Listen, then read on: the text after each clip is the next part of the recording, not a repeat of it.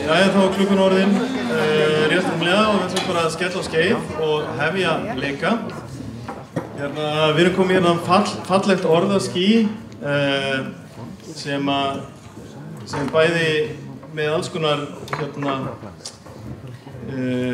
jákvæðum og fallegum orðum en líka eitthvað sem við höfum áhyggjur af og angrar okkur. Það ástríða og spennandi og fleira jákvætt þarna, alþjóðlegt og gróska og gæði en svo líka eitthvað eins og ójafnvægi, óöryggi, sviðskortur, húsnæðisleysi og svo framvegis. Þetta vitum við. En við ætlum að nota þetta tól aftur síðar í dag en ég vildi bara bjóða okkur hjartanlega velkomin á þennan fyrsta bransadag sviðslistana hér í Borgarleikhúsinu.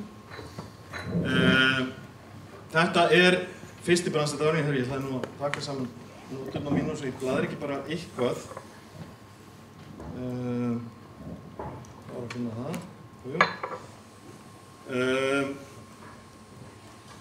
Já, þetta fyrsti bransadagur sviðslistana og vonandi ekki svo síðasti. Þetta eitthvað sem okkur langar til þess að endurtaka að ári og halda í tengslum við grímuna sem okkar svona helsti söfnunarpunktur á hverju ári þar sem við fögnum afkomu vetrarins og náum að tengjast en við vildum lyfta umræðinu upp á eitthvað annað level að okkur fannst vanta kannski þennan vettvang til þess að virkilega tala saman af því að þegar við hittumst þá höfum við svo mikla þörf fyrir að tjá okkur og tala vinnuna okkar og núna tækifærið í dag.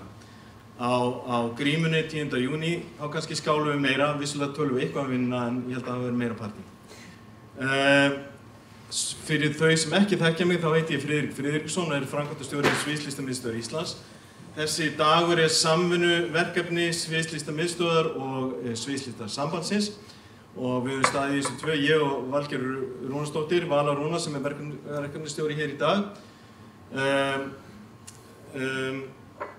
Og bara virkilega glaður að sjá hve margir þáðu boðið og eru hér með okkur í dag. Þetta ótrúlega stór hópur og það sýnir bara hve áhuginn mikill og hve mikil þörf fyrir því að eiga þetta samtal sem við ætlum að hafa hér í dag.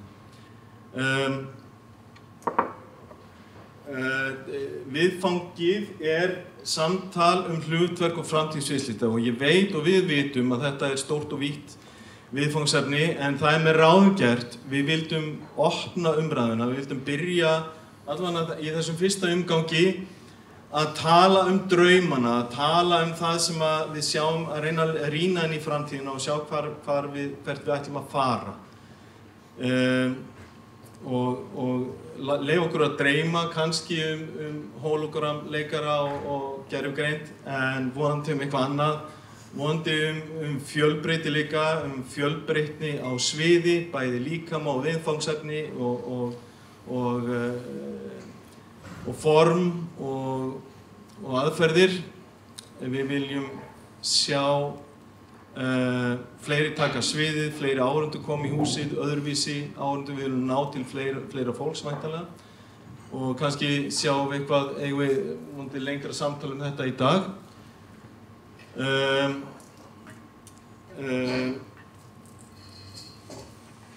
Við vildum líka stinga höfðinu upp úr hversdeginu. Við vitum eitt og annað, við vitum peningaleysið og allt sem birtist þarna á skjánum, óöryggið og húsnæðisskortinn en okkur langar að fara aðeins, eins og við segjum, beyond that, að fara lengra inn í umræðuna og tala hlutverki, hvers vegna erum við að þessu og fyrir hvern og hverju viljum við breyta.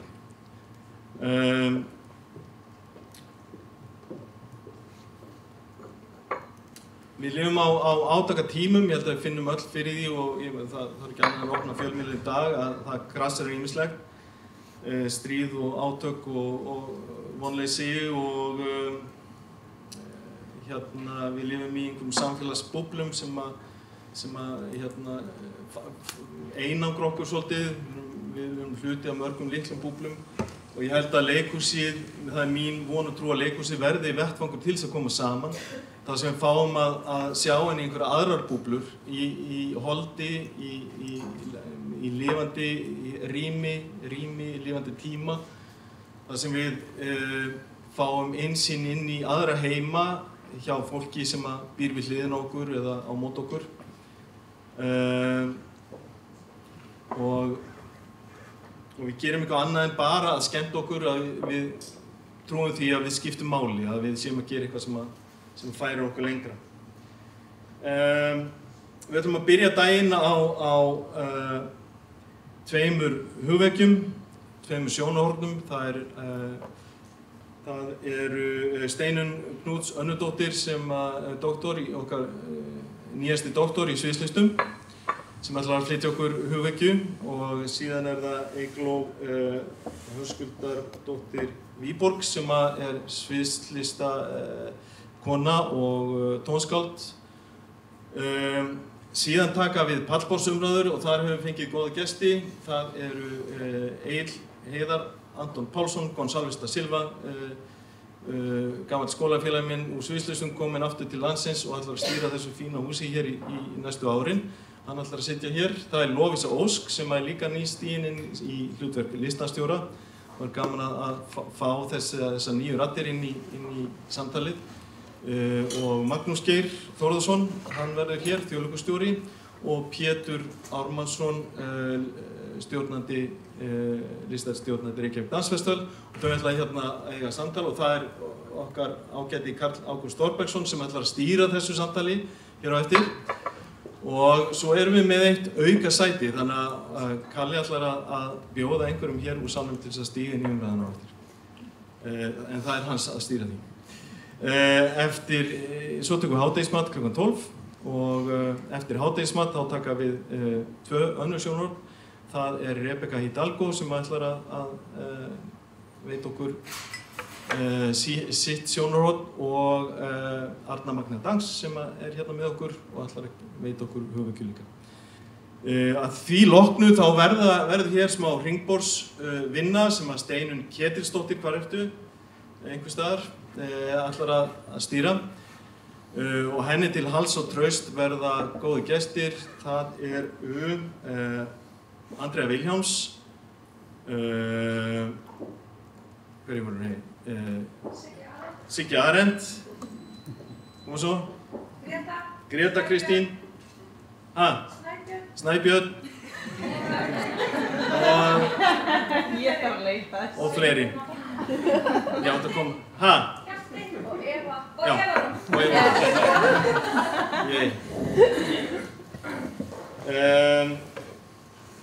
Einmitt. Þannig að, og svo undir lokin ætlum við að skála hér. Við ætlum að bjóða upp á eins og eitt friðinsglas eða drykk eða góðstrykk. Og við getum slaka á aðeins og tala um börnin okkar og veðrið. Við skulum mæta hvort öðrum með opnum huga hér í dag. Við skulum hlusta með hjartanu. Við þurfum ekki að vera sammála. En við verðum að vera kurteis og sýna hvort öðru virðingu þegar við tölum saman. Þetta ekki vettvangur fyrir átök, heldur miklu meira samtal og skilning. Við viljum spyrja, ekki skammast og við viljum skilja, ekki dæma. Þetta ekki endapunktur, heldur byrjun. Njótið dagsins, verið forvitin og takið þátt. Og með þeim orðum langar við að bjóða fyrstu manneskjuna hér í púltið. Það Steinunn Anna Knúts Önnudóttir. Gjörið svo vel.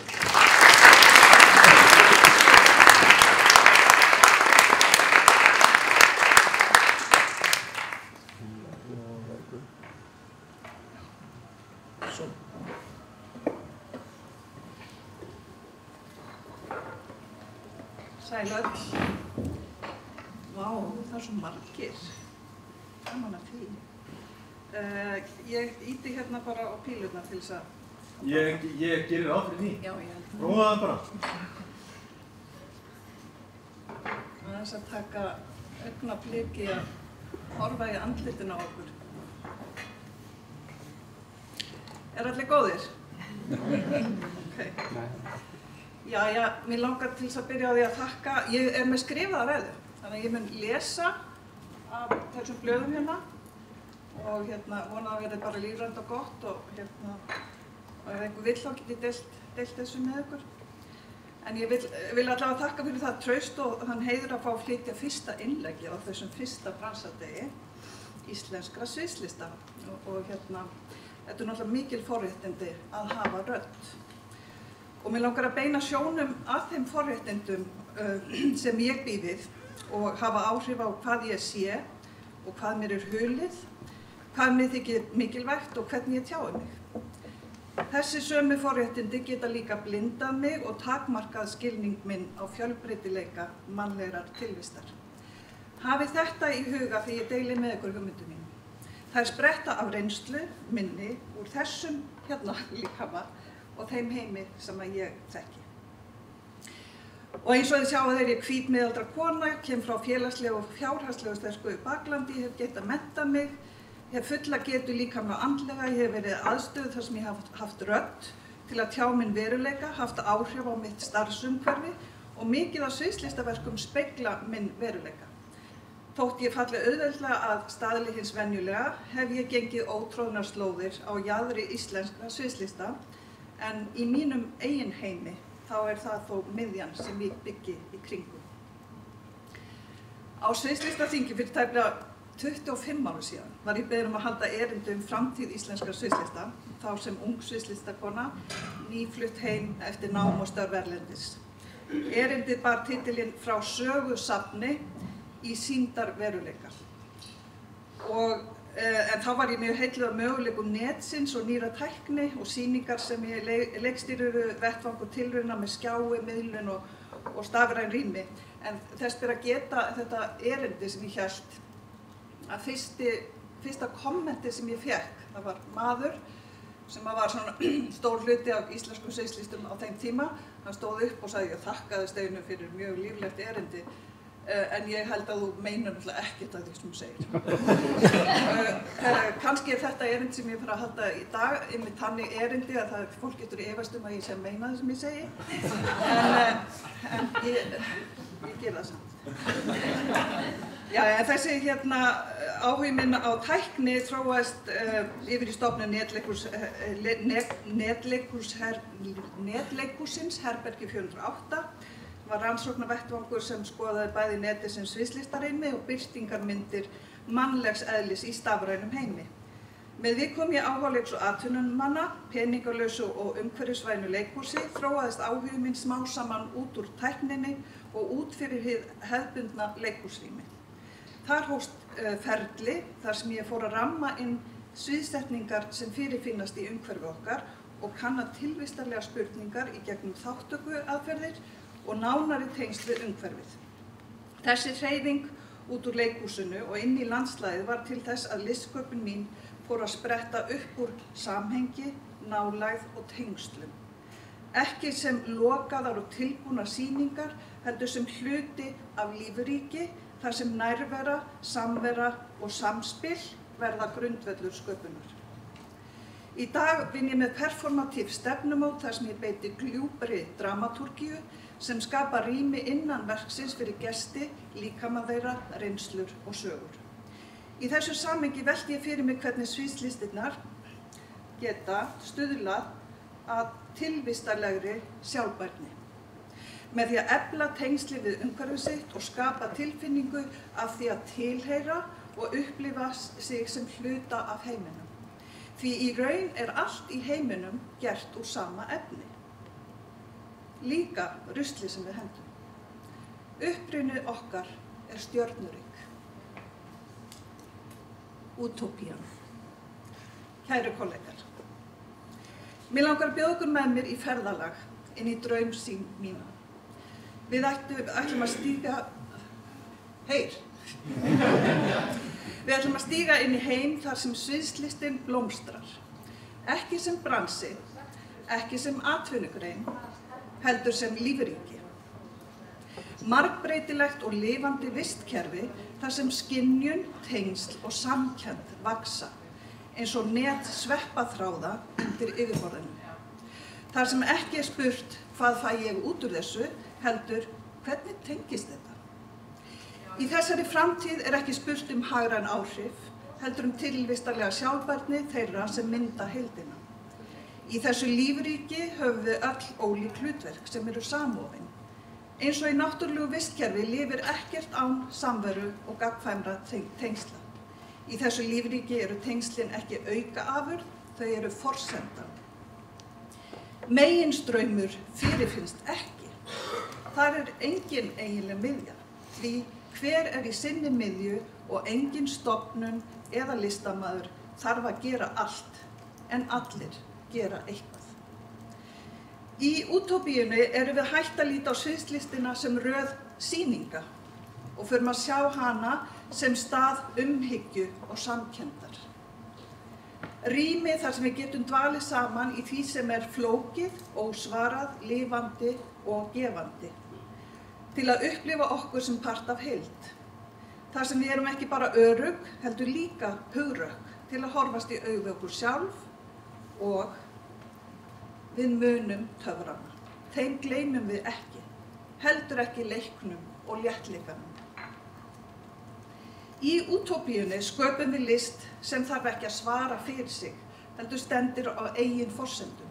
Hún þarf hvorki að skýra tilgang sinn né sanna áhrif. Hún lætur okkur gleyma, hún hjálpar okkur að muna, hún fær okkur til að gráta eða hlæja, leyfir okkur að staldra við, taka þátt, dástað eða einfaldlega að vera. Í þessari framtíð listin ekki mælanlegt framlag, heldur lífræn þáttaka, ekki afurð, heldur ferli, ekki frammistaða, heldur nærvera, ekki markmið, heldur afstaða, ekki söluvara, heldur samvera, ekki staður, heldur leið, leið með mörgum kvíslum. Þar eru gæðastaðlar breytilegir.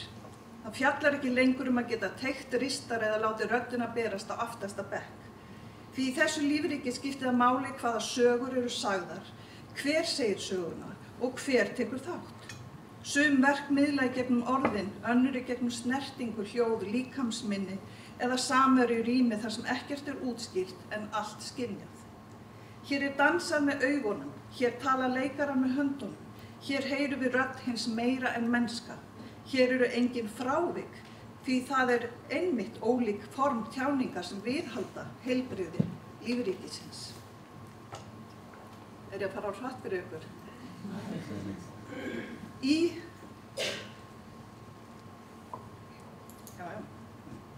Í útópíunni ekki aðeins pláss fyrir fjölbreytileika, ekki aðeins pláss fyrir fjölbreytileika, heldur fjölbreytileikinn sjálfur jarðvegurinn sem listin vex úr.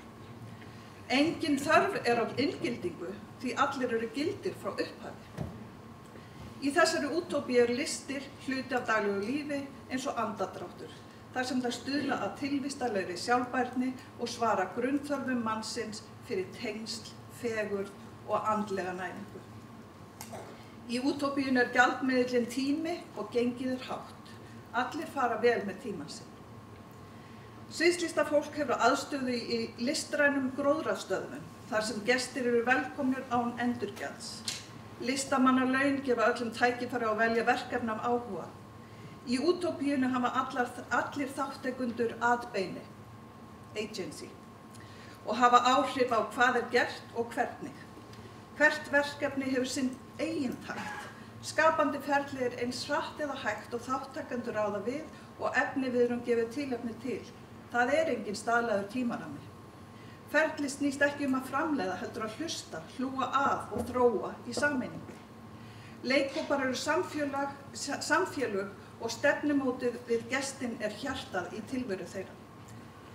Sviðslistir í þessari útópíu byggja á þeirri hugmynd að sköpun sé grunnstoð mannlegrar tilveru og réttur allra. Lýðræði, gagnkvæm virðing, jafnrétti og mannréttindi móta vinnumenningu sviðslista. Í útópíunni kulnun óþekkt. Því sviðslistafólkið hefur vald yfir eigin aðstæðum. Í þessari útópíu standa söngleikurinn á stóra sviðinu og hljóðgangan í kirkjugarðinum hlið við hlið, jafn rétthá. Ekki vegna þess að þau séu eins, heldur akkúrat vegna þess að þau þurfa hvort á öðru að halda til að lifa. Ein tegund nær ekki að halda upp lífríkinu. Það þarf margar nálganir, mörg rými og mörg form sem þrífast í ólíku umhverfi.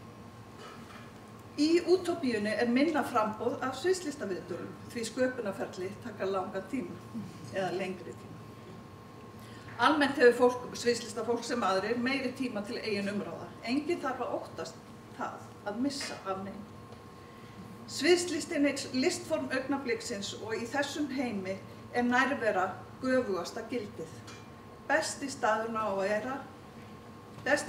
vera á alltaf hér og nú og rétta fólkið fólkið sem viðstatt. Alveg eins og hér, nú, á þessum fyrsta bransadegi íslenskrar sviðslistar.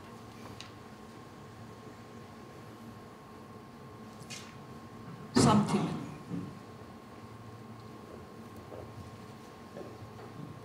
Eftir þetta flakk á milli vídda lendum við aftur í raunveruleika samtímans. Eftir dvöl í lífríki þar sem listin sprettur úr hjartslætti, tengsla og fjölbreytileika stöndum við nú í umferðarmiðstöð samtímans þar sem lögmál viðskipta eru við lýði. Við erum komin í búðina.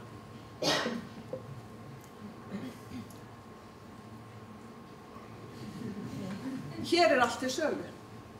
Markaðurinn óþreytandi í því að bjóða fram vöru sem lausn á skorti sem hann sjálfur hefur skapað. Hann heldur okkur föstum við yfirborðið, þar sem lífið má hvorki dýpka né hægjast, aðeins seljast. Þetta heimur sviðsetningar. Hversdagsleikinn sviðsettur og allt á sér slagorð. Markaðurinn í óða önn við að gera okkur að fíklum og hefur tekist ansi vel. Í samtímanum listir oft metnar út frá hagrænum áhrifum, fjölda sýninga, miðasölu og áliti sjálfskeipaðra gagnrýnenda á samfélagsmiðlum, frekar en eiginlegu innihaldi og áhrifum. Stofnanir, á stundum bugaðar af tilvistarlegri óvissu, gerð krafa að þjóna öllum. Leikhúsið verður að verslunum, verkin að vörum, listamenn að vörumerkjum. Við lifum á tíma þar sem aðþrýing hefur sett í stað samtals, skilvirkni í stað samveru og vöxtur í stað dýptar. Fólk keyrir sig út og kallar það ástríðu. Þar erum við Íslendingar algjöru snillingar. Kulnun ekki lengur frávik, heldur samfélagsleg staðreynd. Það engin friður. Við eigum að fylgjast með öllu, bregðast við öllu, vita allt. Áreituðu stöðugt, upplýsingarnar orðnar svo margar þar að þekja okkur eins og rykský sem smýgur inn í öndunarveginn. Í stað þess að leikhúsi verður gríðarstaður frá upplýsingaróreiðinu verður stöðug framleiðsla nýrra sviðslistaviðburða yfirþyrmandi og sölukrafan slík að markaðssetning verður vægðarlaus. Gæðastjórnin hefur kennt stofnunum hvernig best megi nýta mannauðinn. Bestun á öllum sviðum krafa fyrirtækja með opinbert fjármagn. En líka nauðsyn því fjármagnið aldrei nóg. Og fyrirtæki í svo örum vexti. Sjálfstæðir hópar og einstakir listamenn gefa ekkert eftir, þurfa að sanna sig gagnvart stærri rekstraraðilum og allir keppa athygli áhorfenda, neytendurna með kortið í símanum eða úrinu.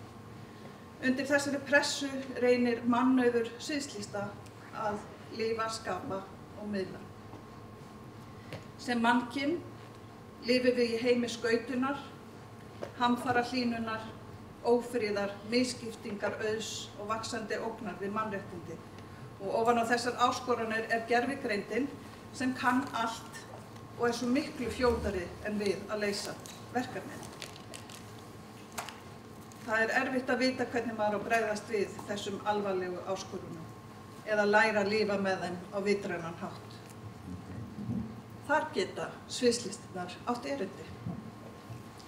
Ekki sem áráðustæki eða enn einn upplýsingamiðillinn, heldur sem rými þar sem við getum fundið von og tengst þeim gildum sem eru sjálf uppspretta tilvistarlegra sjálfbærni. Þar sem við getum komið saman í holdinu og fundið til og verið flókin. Því það hvorki hraðinn né skilvirknin sem mun leysa vandamál samtímans. Þetta bendir heimspekingurinn Timothy Morton á þegar hann skrifar hlutverk lista í samtali við loftslagsvána í bók sinni All Art is Ecological. Þar hvetur hann okkur til þess að velja ást umfram skilvirkni. Love, not efficiency, skrifar hann. Hann segir að listin gegnir mikilvæg hlutverki í loftslagskreppunni með því að umbreyta því hvernig við myndum tengsl, hvernig við lifum og hvernig okkur líður í heimi sem í kreppu. Og hann leggur áherslu á að það er í lagi að vera alls konar og að enginn fullkominn. En kærleikurinn stærsta aflið og það eina sem getur bjargað framtíð mannkyns á jörðinni. Sömu niðurstöðu fær Andri Snær Magnússon í bókinni Tímann og vatnið, en þar segir hann dæmisögu af því hvernig kærleikur á milli kynslóðar getur orðið bindiefnið í lausn mannkyns og loftslagsvánum. Þetta var tíminn til þess að fá sér svona. Bráðbúðir.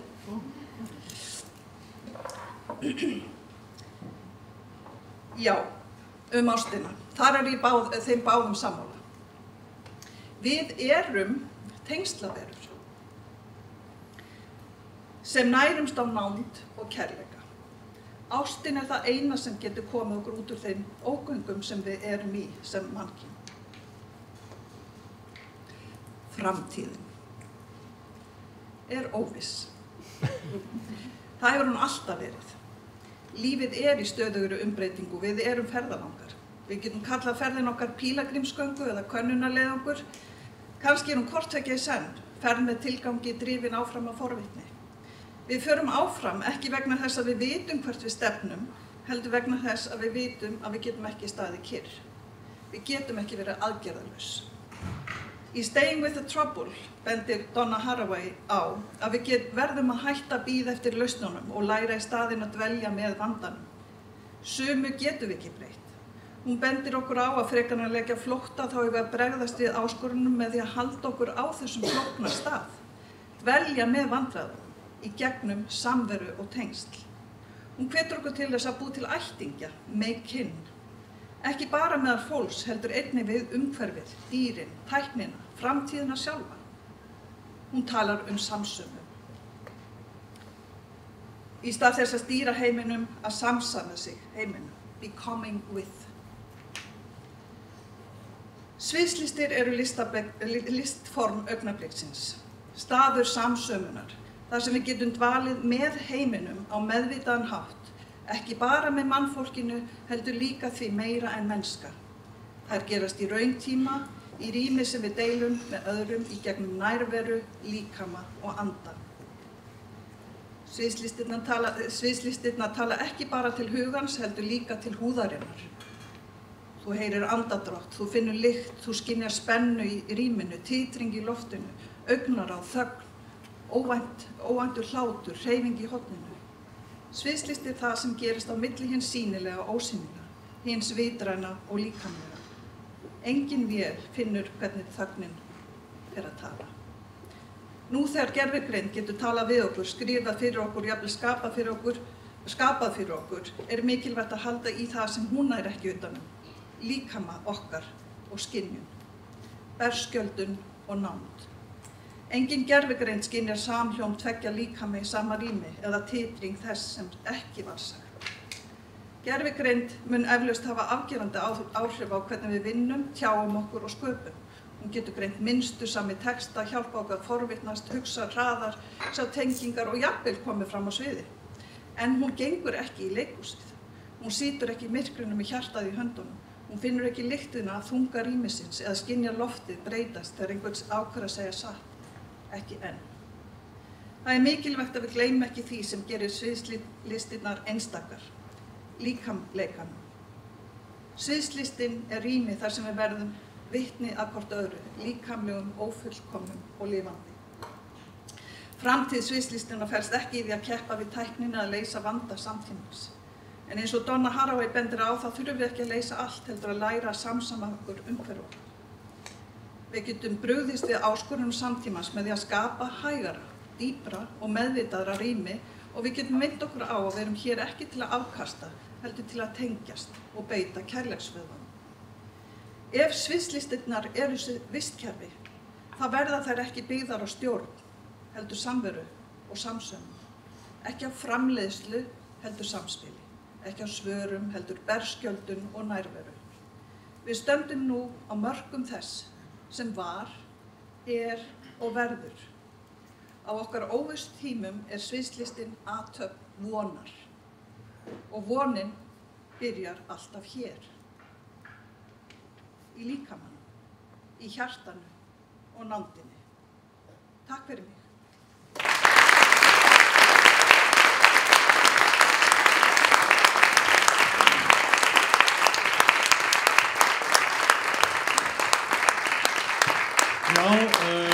Takk fyrir þetta, Steinunn. Við ætlum að fá þá Eygló til að vera með okkur og það eru stólar hérna, við erum bara að reyna að finna pláss fyrir nýja gesti. Bætist í hópinn, hérna, ég held að það voru svona 80 manns skráðir og við heldum að yrði eitthvað dropout eins og þetta no show, en það virðist allir hafa bara staðið við sína plikt, því miður. Þannig að við erum ekki með sæti fyrir alla. En vonandi leysist það. En Eygló, gjör svo vel, já.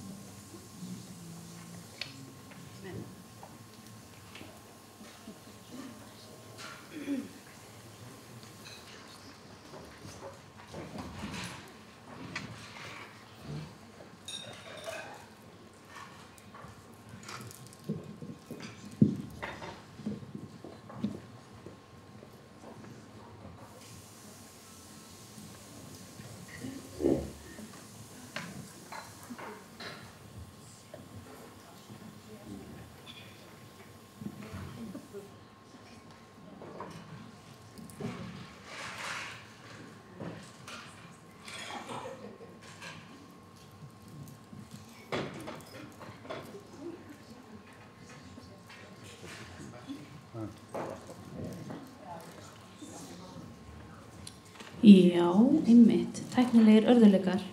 Framtíðin. Þarna kemur þetta. 2 cups of coffee for me and you.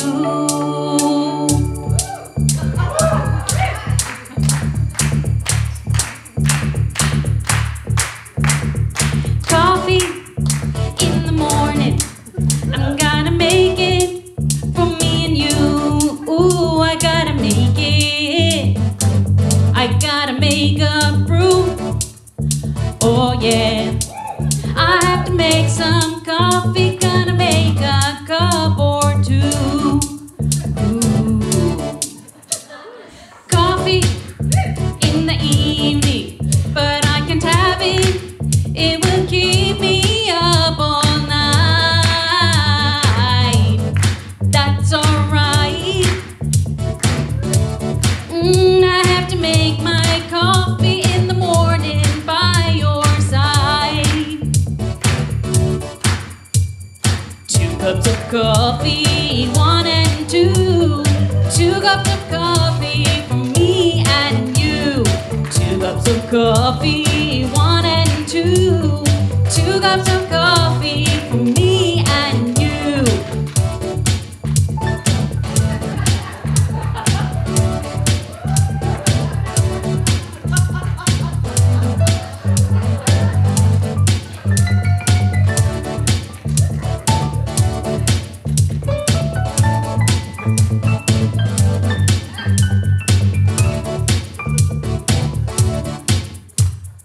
Coffee in the morning.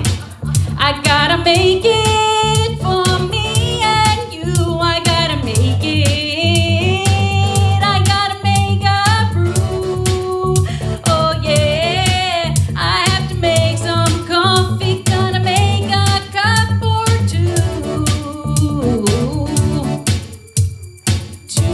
coffee, 1 and 2. 2 cups of coffee for me and you. 2 cups of coffee, 1 and 2. 2 cups of coffee for me and you. 2 cups of coffee, 1 and 2. What's up, coffee for me and you? 3 cups of coffee, 1, 2, 3. 3 cups of coffee for you and me. 3 cups of coffee, 1, 2, 3. 3 cups of coffee for you and me. 2 cups of coffee, 1 and 2. 2 cups of coffee for me and you.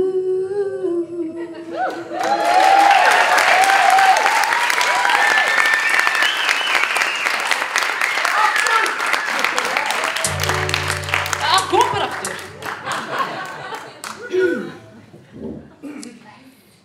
Góðan daginn, ágæta samkoma. Mér finnst gott að byrja á svona stuðlagi. En ég heiti Eygló Höskuldsdóttir Víborg og ég er sviðslistakona og tónskáld. Og mér langar að ræða við ykkur framtíð sviðslista. Þetta er einn af þessum fyrirlesturum þar sem að ég er sérfræðingurinn og þið eru hér til að læra. Ég er nefnilega útskriftarefni úr Listaháskóla Íslands úr meistaranámi í sviðslistum og ég tel að þess vegna hafi ég verið fengin til þess að tala framtíð sviðslista. Ég er að stíga skref úr vöggu menntastofnunarinnar í tómarúm sjálfstæða listasenunnar. Úr örygginu í óvissuna. Úr öskunni í eldinn. Ég prófaði að spyrja ChatGPT hver framtíð íslenska sviðslista væri. Því ChatGPT er jú að einhverju leyti framtíðin. Og ég hnaut þar við einn lið sem að ChatGPT kallaði viðverandi áhersla í menntun. Í Listaháskóla Íslands erum við með frábært nám fyrir verðandi leikara, dansara og sviðshöfunda. Verkin sem þau framleiða eru vel sótt af fólkinu í stéttinni og það skapast oft góð stemming í kringum skemmtileg verk og flotta leikara.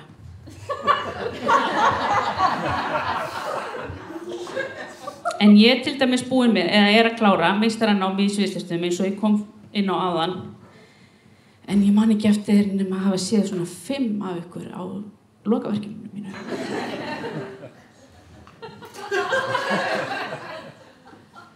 Sem er allt í lagi, ég skil það vel, mikið að gera og svona. En þannig að ég hef ákveðið að þessi fyrirlestur verður eins konar speglun á lokaverkefninu mínu.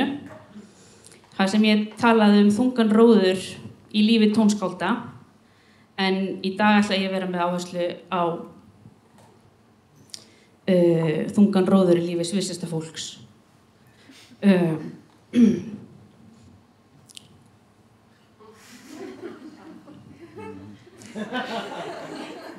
Til þess að læra sviðslistir hef ég þurft að taka námslán upp á 3.091.943 krónur. Og síðan ég byrjaði að fá greitt fyrir að skapa verk á sviði árið 2021 með sýningunni á Vísum stað, hérna í Borgarleikhúsinu, hef ég þegið í kringum 2.269.150 krónur. Og þetta eru laun sem ég hef þegið bæði fyrir að skapa verk á sviði og fyrir að semja tónlist fyrir sviðsverk. Og ef ég deili nú þessum peningi í 4 ár sem að ég starfa, þá hef ég fengið að meðaltali 47.274 krónur á mánuði. Já, það má klappa fyrir því. Ef ég myndi svo nota allan peningin sem ég fæ, ef ég held áfram á svona grænni grein í sviðslistum og ég myndi nota allan peningin sem ég fæ fyrir sviðslistir til að borga á námslánunum mínum og notaði þá peningin sem ég fæ fyrir aðrar vinnur til þess að eiga í mig og á, þá tæki það mig 5,5 ár að borga niður námslánum mín, sem er styttri tími heldur en ég þorði að vona, en verum raunsæ, það er ekki hlaupið að því að ég hafi aðra vinnur eða að mér langi í aðra vinnu en sviðslistir.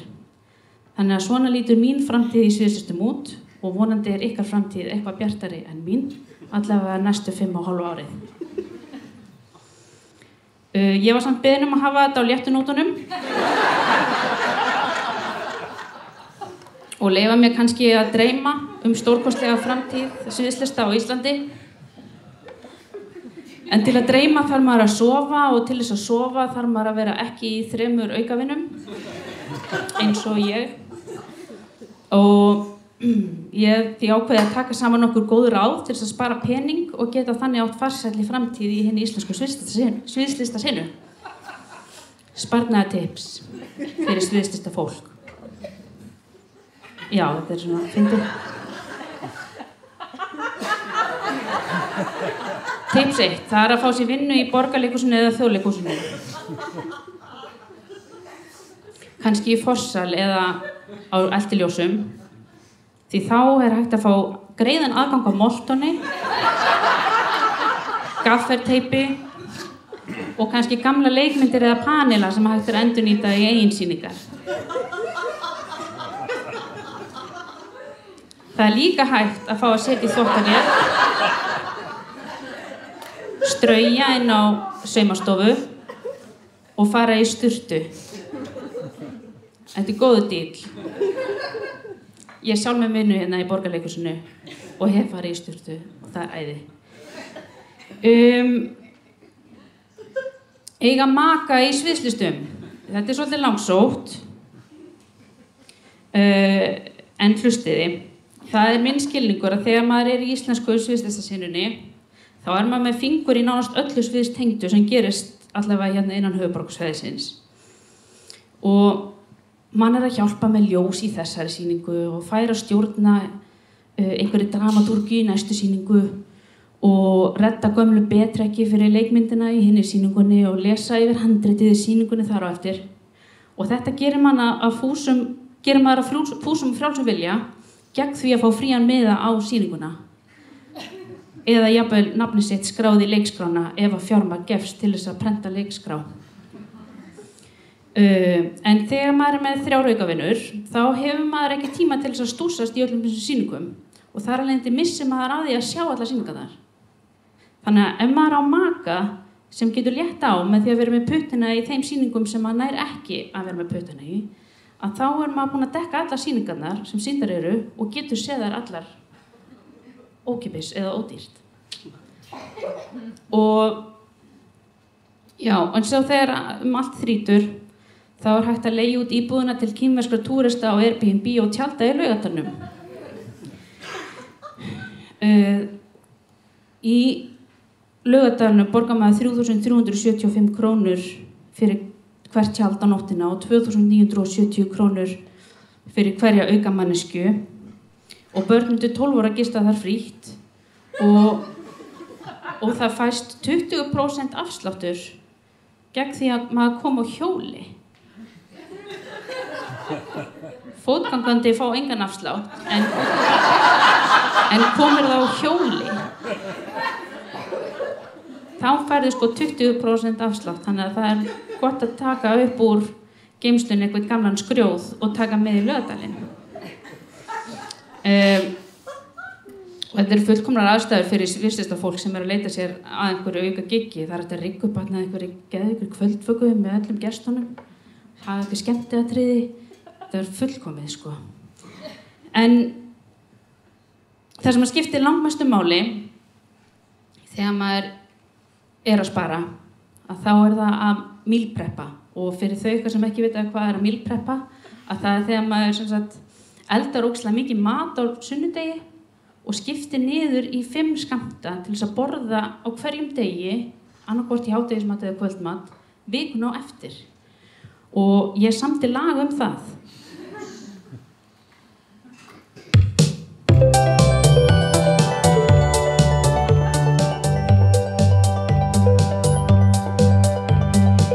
I'm getting ready and I squeeze me a lime in my water. It is meal prepping time. Cutting some veggies and I'm boiling some rice. Ooh, baby, I think this will be nice. I'm preparing this this one thing that will keep me satisfied. A staple source of protein in the oven, alright.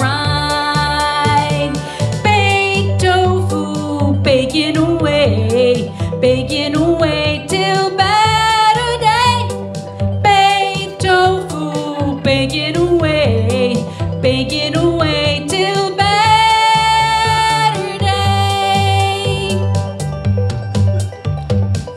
After the baking batter, check on the heat. I don't want there to be burning or bleed.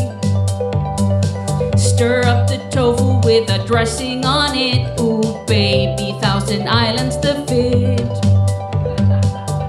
I'm preparing this one thing that will keep me satisfied. A staple source of protein in the oven, alright. Baked tofu, baking away till better day. Baked tofu, baking away till better day. I eat this throughout the week. It is a 5-day streak. Each day is not unique. You might call me a freak. I take that as a critique on the meal prepping technique. Baked tofu, baking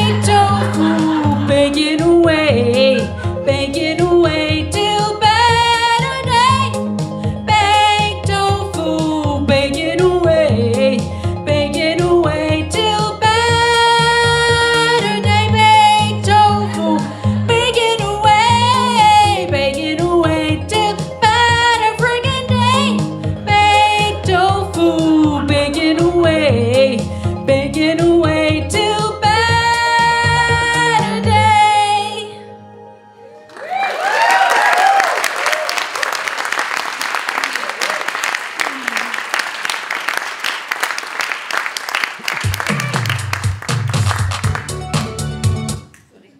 Tæknilegir örðuleikar, framtíðin. Heyrðu, en auðvitað vilja sviðslista sinna blómstri og fái nóg frá frúnni í Hamborg og forða sem flestum frá því að fá sér vinnu við eitthvað annað, og Guð for okkur frá því að fá mannsæmandi laun fyrir að gera eitthvað sem okkur langar ekki til. Því við þurfum á öllum höndum að halda. Við þurfum aukið fjármagn til þess að sjálfstæði listasennar fá að blómstra. Sjálfstæðið framtök eins og Tómarýmið út í Skerjafirði er gott dæmi. Blómstrandi óperusenan er annað, og sirkuslistafólkið okkar er þriðja dæmi sem ég get nefnt yfir hópa sem að þarf að hlúa að sérstaklega og gefa gaum og vægi. Svo er eitt persónlegt fyrir mér. Það er að endurvekja útvarpsleikhúsið. Útvarp er skemmtilegu miðill þar sem ímyndunaraflið fær lausan tauminn. Útvarpið er kannski deyjandi miðill. Ég veit það ekki, en það er samt eitthvað svo nýstárlegt við útvarpsleikriti. Kannski er orðið það gamalt að það er orðið aftur cool. Í lokaverkefninu mínu sem bara heitið Allt er Eygló frumsamin karaoke tónlist fjárfesting til framtíðar notaði ég karaoke til þess að segja sögu mína af persónulegum og ópersónulegum ástæðum fyrir því hvers vegna ég hef átt erfitt uppdráttar sem tónskáld. Í rannsóknum mínum á karaoke komst ég að því að fyrir margt fólk er karaoke eina opinbera sviðið sem er opið fyrir almenning. Það er eini staðurinn sem fólk getur tjáð sig óháð menntun og stað og stétt og stund og aldri og geta tjáð sig opinberlega í gegnum 3 mínútna langt lag. Og hugsaðu ykkur hvað sviðslistirnar okkar yrðu auðugar ef við gæfum fleiri fólki aðgang að sviðinu. Fólki sem hefur ekki haft aðgang að því. Til dæmis fólk með fatlanir, fólk á flótta, kynsegið fólk, feitt fólk, fólk með geðravandamál. Bara að þau getur fengið sviðið og sagt frá sér og með öðrum miðli en í 3 mínútna lagi. En já, við þurfum að gefa sénsa og við þurfum að gefa okkur tíma. Við megum ekki festast í því að hugsa að það séu of mörg skref og ekki nógu tími til að setja ungt fólk inn í hlutina. En ég ætla ekki að hafa þetta mikið lengra, en ég ætla samt að syngja eitt lokalag. Og það vafðist eitthvað fyrir mér að semja texta fyrir lagið og ég hafði ekki nægan tíma.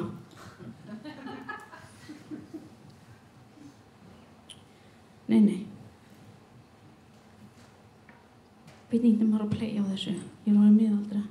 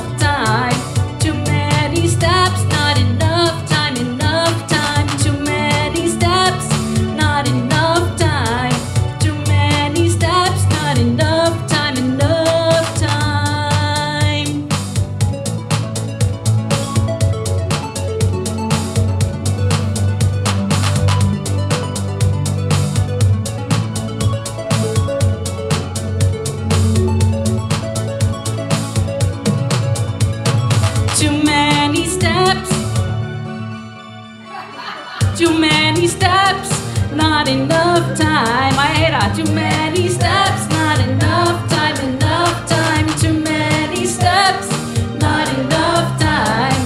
Too many steps, not enough time, enough time. Enough time, enough time, enough time.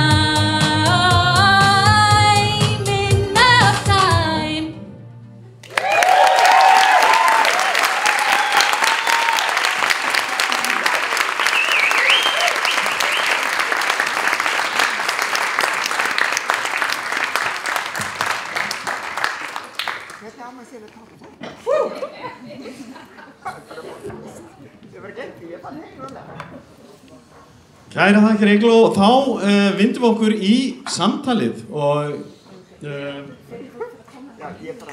já, þeir sem að standa hérna fyrir utan rýmið kannski að reyna að sjá hvort við finnum ekki einhver sæti handa ykkur.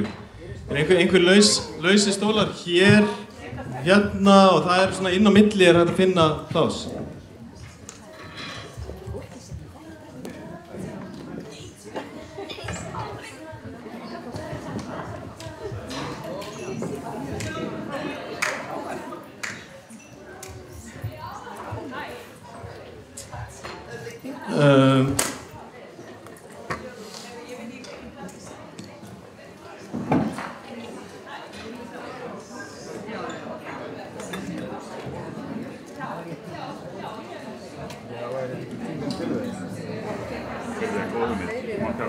Já, við ætlum að stilla upp í pallborðið og ég vil biðja gesti pallborðsins sem að koma hérna til okkar. Við báðum þessa þátttakendur að undirbúa örstutt erindi og við láðum fyrir spurningar hvaða framtíð sérðu fyrir og fyrir hverja.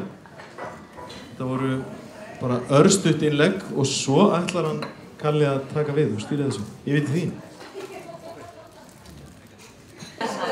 Ok, halló öll sömul, halló. Við ætlum að byrja þetta. Ég heiti Karl Ágúst og sviðslistamaður og við ætlum að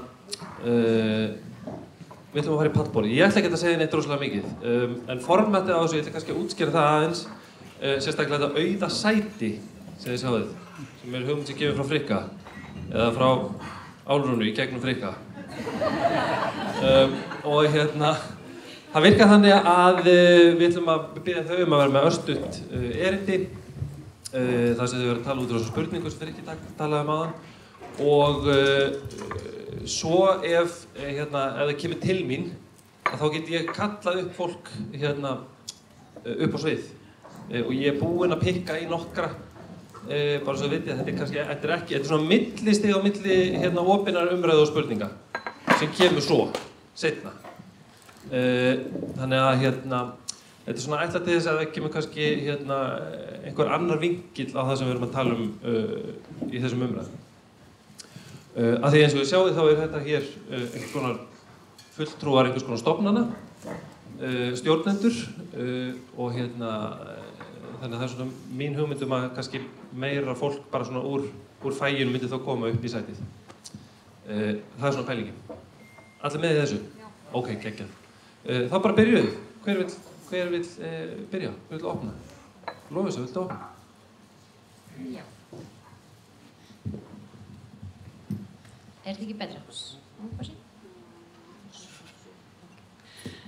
Já, takk fyrir. Gaman að vera með ykkur hérna í dag. Ég var búin að skrifa svona smá erindi og svo þegar Steinunn byrjaði þá svona ætla að stróka þetta út, hún er svona búin að fara yfir þetta. En já, að mínu mati þá hafa sviðslistir bara sjaldan eða aldrei verið jafn mikilvægar á tímum sífellt meiri skjánotkunar og aftengingar við okkur sjálf, aftengingar við hvert annað, aftengingar við náttúruna, á tímum gervigreindar, á tímum sundrungar og sífellt meiri umpólunar. Þá held ég að sviðslistir bara gegni gríðarlega mikilvægu hlutverki. Sviðslistir gefa okkur tækifæri til að koma saman, til að hlæja saman, gráta saman, til að tengjast. Og þegar vel til tekst geta sviðslistir haft djúpstæð áhrif á okkur, eins og við öll vitum. Ég er að predika fyrir kórinn, sko. Og já, og ef ég svona beini sjónum mínum aðeins að hún getur haft djúpstæð áhrif á okkur og það sem að mér finnst mjög mikilvægt að hún vekur gagnrýna hugsun og ég held að það sé mjög mikilvægt, við þurfum á henni að halda í dag. Og ef ég beini sjónum mínum núna aðeins að danslistinni, þá er danslistin alþjóðlegt tungumál, hún getur snert hug og hjörtu þvert á menningar heima. Áhorfandinn hefur tækifæri til að upplifa og skynja og skilja dansverkið hver á sinn hátt út frá sínum bakgrunni og út frá sinni reynslu og þannig verða til ótal sögur og ótal tengingar sem að mynda vef langt út fyrir leikhúsið. Og mér finnst ótrúlega spennandi að vera partur af danssenunni á Íslandi í dag. Mér finnst það er ótrúlega mikil gróska og ég upplifi mér finnst danshöfundar á Íslandi svo hugrakkir og frumlegir þegar kemur að því að sprengja rammana. Mér finnst danslistin stöðugt vera að endur skilgreina sig og við erum svo óhrædd við að sprengja ramma og fyrir aðeins að kíkja hvað ætlaði ég að segja þetta meira. Já, og vinna þvert á listgreinar og hvað varðar inngildingu þá er ótrúlega gaman að fylgjast með því hvað sífellt fleiri danshöfundar bæði hér innanlands og erlendis velja það að vinna bara beint að samfélagslegri list, að skapa vettvang fyrir jaðarsetta hópa og leyfa þeirra röddum og líkumum að heyrast og sjást á sviðinu. Og það er ótrúlega spennandi vegferð sem að mér finnst dansinn vera á og ég sjálf hef auðvitað verið að ferðast heiminn með sýninguna mína og upplifað hvernig dansinn getur verið bara umbreytandi afl og valdeflandi og saminandi og ég held að séu alveg gríðarlega mikil sóknarfæri þar og svo bara, þú veist, langar mér að segja að danslist á Íslandi bara á heimsmælikvarða. Við eigum bara svona rockstjörnur í alþjóðlegu samhengi og ég held að og ég upplifa rosa mikla grósku og svona samheldni og ástríðu innan danssenunar og svo getum við auðvitað farið í mjög langa ræðu skort á innviðum og uppbyggingu en ég var beðin að vera á jákvæðu nótunum en ég ætla að vera þar bara en ég held að með réttum stuðningi með réttum stuðningi og samtakamætti dansstéttarinnar þá held ég að Reykjavík gæti auðvitað orðið að ef ég leyfi mér að dreyma bara danshöfuðborg Evrópu og ég trúi því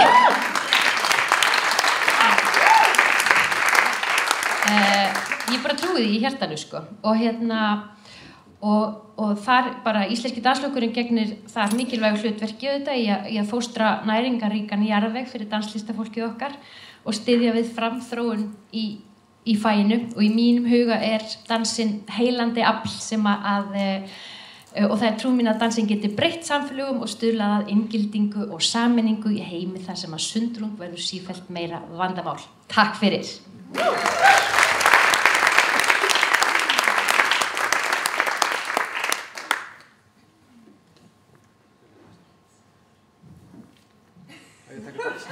Tökum dansin saman. Meiri dans í einni beygð. Ég get alveg gert það. Kannski bara til að vera heiðarlegur þá brá mér pínu áðan þegar ég kom og settist við hliðina á Lofísu og hún var búin að undirbúa ræðu og þetta ég ekki búin að skoða e-mailin mín seinustu 3 vikur og vissi ekki að ég ætti að undirbúa eitthvað en ég tengi hart við Eygló og öll þessi skref sem við þurfum að stíga en ég ætlaði kannski í staðinn að gera einhvers konar blöndu af ég var að koma frá Kaupmannahöfn í fyrradag tók ég þátt í pallborðsumræðum norrænt samstarf og framtíð þess á morgun borgarhátíðarsjóðs umsókn fyrir Reykjavík Dansfestival fyrir styrk næstu 3 árin og á mánudaginn flyt ég meistaravörn fyrir menningarstjórnar útskriftarverkefni mitt og á þriðjudaginn flý ég út til Kautokeino í Norður-Noregi þar sem við verðum endur uppsetta verki sem ég vann með Samíska þjóðleikhúsinu og ég að spá í að gera einhvers konar postdramatískan gjörning þar sem ég reyna að blanda öllu þessu hugðarefni saman í eina ræðu og tala bara þangað til annaðhvort ég stoppaður eða mér dettur ekki meira í hug að segja en ég held að það sé mjög mikilvægt að við hugum að starfsumhverfi sviðslistana fyrir bjarta framtíð því að á Íslandi eru ótrúlega mikil gæði fjölbreytt gæði bæði eru mjög sterkar stofnanir bæði í Þjóðleikhúsinu og Borgarleikhúsinu, Íslenska dansflokknum og svo erum við með mjög sterka sjálfstæða sviðslistasenu bæði í dansi og í öllum hinum ólíku sviðslistaformum sem í raun ótrúlegt með við hvað við erum lítil þjóð þú veist, það takmarkað fé heilbrigðiskerfið okkar og menntakerfið okkar kostar mikið þannig að það erfitt að fjárfesta í menningu og láta það skipta máli en það líka veruleiki okkar að menning þarfnast fjárfestingar. Það mjög mikilvægt að við fjárfestum í grunninnviðum sem að gerir listafólki kleift að starfa við það sem það mennta sig, við að þróa aðferðir sínar og umfjöllunarefni til þess að hér geti ríkt blómleg sviðslista menning eftir 15 ár, eða 30, eða 50. Því að það svolítið svona í einu markaðsheimi sem að við búum við svolítið survival of the fittest og það hætta við að menningin sem að bíður okkar verði svona monokúltúr og verður einsleit og eins radda, eins líkama. Ef við pössum ekki að það sé aðgengi fyrir listafólk að stofnunum eða stöðum þar sem það getur starfað og unnið í öryggi til þess að geta komið fram og til þess að geta komið fram þarftu vettvang og þarfnast allt fjárfestingar. Þannig að til dæmis eru störf mjög mikilvæg fyrir listafólk. Og í meistaraverkefninu minni þá tók ég saman fjölda starfa á milli hinna ólíku listgreina. Og til dæmis bara hjá Sinfóníuhljómsveit Íslands eru 88 hljóðfæraleikarar í fullu starfi. Og milli leikhúsanna tveggja hérna á höfuðborgarsvæðinu eru í kringum 70 starfsgildi fyrir leikara. Og leikarar hafa líka aðgengi að störfum í auglýsingum og bíómyndum og öðru. Það eru svona fjölbreyttari störf sem að leikarar geta gengið í.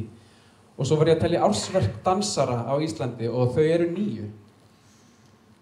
Þannig að við erum 88 hljóðfæraleikara bara hjá Sinfó og svo eru allir kennararnir sem geta unnið í fullu starfi því að Reykjavíkurborg styður við tónlistarnám í borginni og hérna í öllum bæjarfélögum er unnið, það er lögbundið. Og við erum með 9 ársverk fyrir dansara. Og samt er dansinn okkar helsta útflutningsvara sviðslistana. Dansinn er unnið sú listgrein sviðslistana sem að representar Ísland sem menningarþjóð á alþjóðlegri grundu. Þannig að við þurfum pínu að hugsa hvernig viljum við sjá þetta eftir 15 ár? Hvernig viljum við sjá þetta eftir 30 ár? Ætlum við að halda 9 ársverkum? Hvernig getur það að skapa hvata fyrir ungt listafólk sem er að sækja sér, velja sér? Hvað ætla ég að mennta mín? Hvað ætla ég að vinna við þegar ég verð stór? Þegar það eru engar fyrirmyndir, þegar það er ekkert, ungt fólk er klárt, það veit alveg að það þarf að geta að lifa við eitthvað. Okay.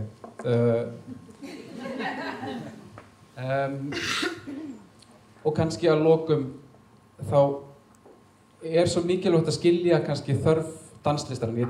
Ég get talað út frá samhengi sviðslistasjóðs og eftir. Ég er líka fulltrúi sviðslistaráði. Út að ég þarf að gera marga hluti til þess að geta starfa við dansinn. Ég þurfti að taka námslán til þess að geta farið og stjórna Reykjavík Dansfestival sem er einn mikilvægasti starfsvettvangur danslist á Íslandi. Dansinn á sér engan sérútbúinn sýningarstað og það gerir dansinum erfitt fyrir að tryggja sýnileika, fjölga áhorfendum, laða að hæfileikaríkt listafólk til framtíðar. Þannig að hugum að því eftir 15 ár, eftir 30 ár, hvernig sjáum við sviðslistirnar í formi stofnana? Hvar eiga þær heima? Hvar eiga þær sýnileika? Ég skal blæra meira eftir, þetta er svona ágætt intro kannski. Okay, takk.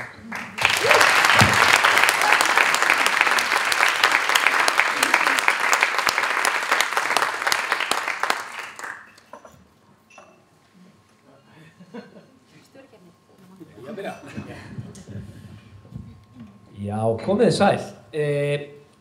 Framtíð sviðslista, það er stór spurning.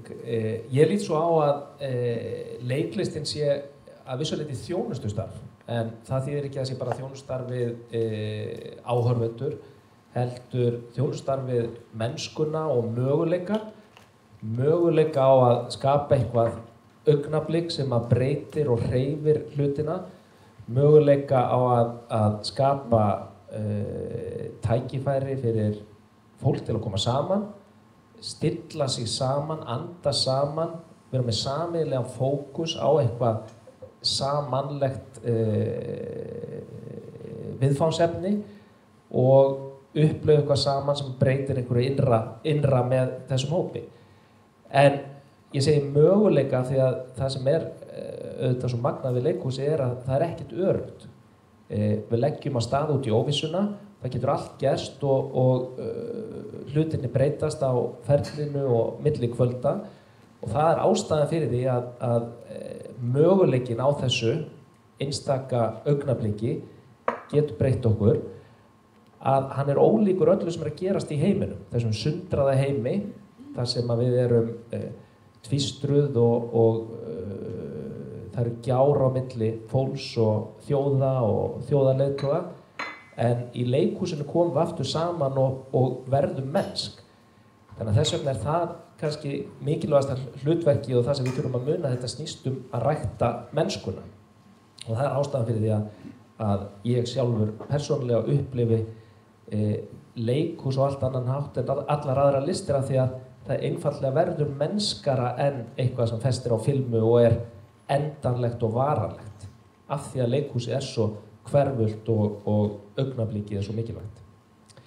Ég held að framtíð sviðslista velta á því að við höldum áfram að elska listformið sem leikhúsið er, ekki að reyna að verða eitthvað annað að ekki að færast nær kvikmyndalistinni eða eitthvað svoleiðis, heldur að elska leikhúsið sinni tærustu mynd og þora og hafa kjark til þess að rækta það áfram með því að gera tilraunir og þróa það sem einstakt í leikhúsinu og ólíkt öllu öðru. Elska þetta örlæti fyrir listinni en fyrir áhorfendum og okkur sjálfum. Ég hef tilfinningu fyrir því að leikhúsið hafi verið og þurfi að fara nær samfélaginu og nær áhorfendum okkar. Það ríkari kraf en oftast áður finnst mér að við segjum sögu sem standa okkur nærri. Það minni tolerans fyrir því hjá áhorfendum að við séum að segja sögur af einhverju öðru fólki sem skiptir okkur engu máli. Og við getum mætt þessu þetta með því að leggja enn meira áherslu á frumsköpun, skrif nýrra verka, ekki bara leikgerða eða endurvinnslu á kvikmyndum eða eitthvað svoleiðis, heldur með því að skrifa leikrit fólk sem stendur okkur nærri og auðvitað sækja í arfinn klassíkina, þar sem verið að takast á við þessa grunnmennsku sem ég nefndi áðan. Og þess vegna held ég að það sé grundvallaratriði fyrir okkur að sinna frumsköpuninni enn meira en var í leikhúsi fyrir 20, 30, 40 árum. Þar var einhvern veginn ekki alveg jafnrík þörf fyrir það eins og nú er. Á sama tíma held ég að sé gríðarlega mikilvægt að horfast í augu við að leikhúsi þarf að opnast og breikka og víkka og það snýr auðvitað áhorfendahópnum. Íbúar þessari eyju íbúar samsetninga þessari eyju hefur breyst verulega eins og við vitum. Íbúum hefur fjölgað en þetta bara miklu fjölbreyttari og meira spennandi hópur en það var fyrir einhverjum árum eða áratugum síðan og þetta einhver áhrif á hvaða sögu við segjum og hverjir segja sögurnar og það auðvitað viðfangsefni sem við höfum verið að takast á við í öllum sviðslistastofnunum hér og auðvitað út allan heim. Höfum verið að takast á við og eigum sannarlega ennþá langt í land með að ná að uppfylla það eins og okkur dreymir öllum en sannarlega það framtíð sviðslistanna að opna leikhúsin og danshúsin vonandi þannig að þetta séu leikhús og sviðslistastofnanir allra frekar en fárra eða bara hluta samfélagsins.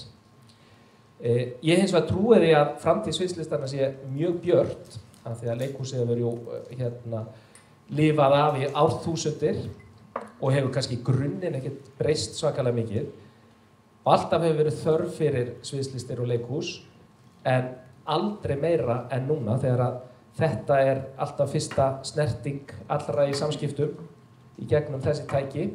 Heimurinn hér og sem miðar alltaf að sundrungu að við séum aðskilin og hver í sínum heimi og þá mótefni við þessum heimi og við sundrungunni og öllum gjánum sem út allt auðvitað að við komum saman og upplifum saman og öndum saman og tengjum okkur við kjarnan sem fólkið sem við og manneskjurnar sem við vorum og erum og ætlum að vera.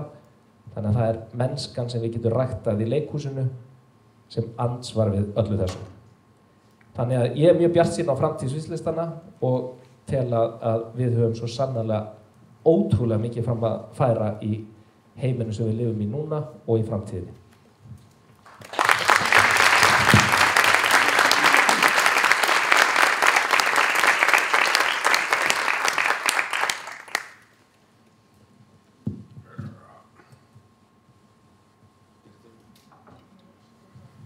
Takk fyrir frábær erindi. Ég bara svo gaman að heyra í ykkur og takk fyrir að vera öll hérna. Þetta svakalega skemmtilegu dagur og fyrir þessa frábæra fólk sem að skipuleggja þetta. Þetta sé fyrsti bransadagurinn náttúrulega bara algjörlega bilað og æðislegt á sama tíma. Þannig að einhvers staðar virðist þessi sviðslistaheimur á Íslandi sem ég þekki ekkert ofboðslega vel en þekki samt. Ég svona gestur í eigin landi, þetta svolítið skrítið. í rosalegum framgangi. Það er mikið að gerast hjá okkur. Og það er alveg rétt. Þið eru heimsmeistarar í dansi. Þið eru líka heimsmeistarar í áhorfi og þið eru líka heimsmeistarar í nýskrifuðum verkum. Og þið eru líka heimsmeistarar í breiðu og góðu námi í sviðslistum. Þannig að þetta er það sem ég sé sem gestur í eigin landi.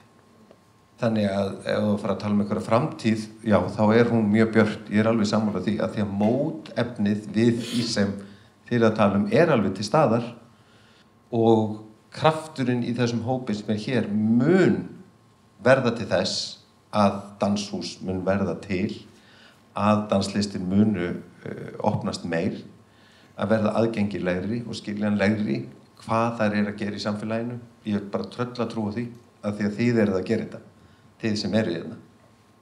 Og við erum komið sviðslista miðstöð. Ég fæ eitthvað skeyti á Facebook frá gömlum nemanda, þú ert orðinn plakatbói á okkur þingi í Berlín. Það var mynda mér og það stendur Friðrikur og tala um íslenska sviðslistir, þar er Tyrfingur og þar er Hrafnhildur, það verður að tala um íslenska leikritun í Berlín. Mér finnst þetta rosalega öflugt, mér finnst þetta alveg svakalegt, þetta er eitthvað minnsta tungumál í heimi sem enginn hefur aðgang að, enginn skilur meðslega já, íslensk leikritun þetta er exportvara, þið verður að hlusta á okkur. Það er rosalega flott. Svo kemur að því að við erum í norrænni tengingum. Ég elska Norðurlönd, því sem eitthvað þekkir til minni. Ég hef unnið á öllum Norðurlöndum og finnst opaslega gaman af Norðurlöndum. Alveg Grænlandi og Álandseyjum og Færeyjum og svo Skandinavíu þjóðirnar og svo Finnland. Þetta er ótrúlega skemmtilegt svæði sem við eigum rosalega margt sammerkt með.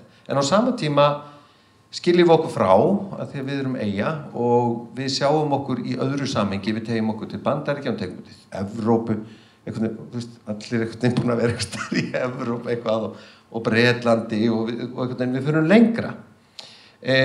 Og það er svolítið skrítin blanda hérna, að því að öll höfum við bæði verið í Norðurlöndum en líka fyrir utan. Og þegar þú ert í norrænu samstarfi og í norrænu samhengi, þá ertu ofsalega mikið með fólk sem búið að vera í norrænu samhengi en ekki endilega fyrir utan það. Þetta er svolítið skrítið hérna og þetta er mikill auður.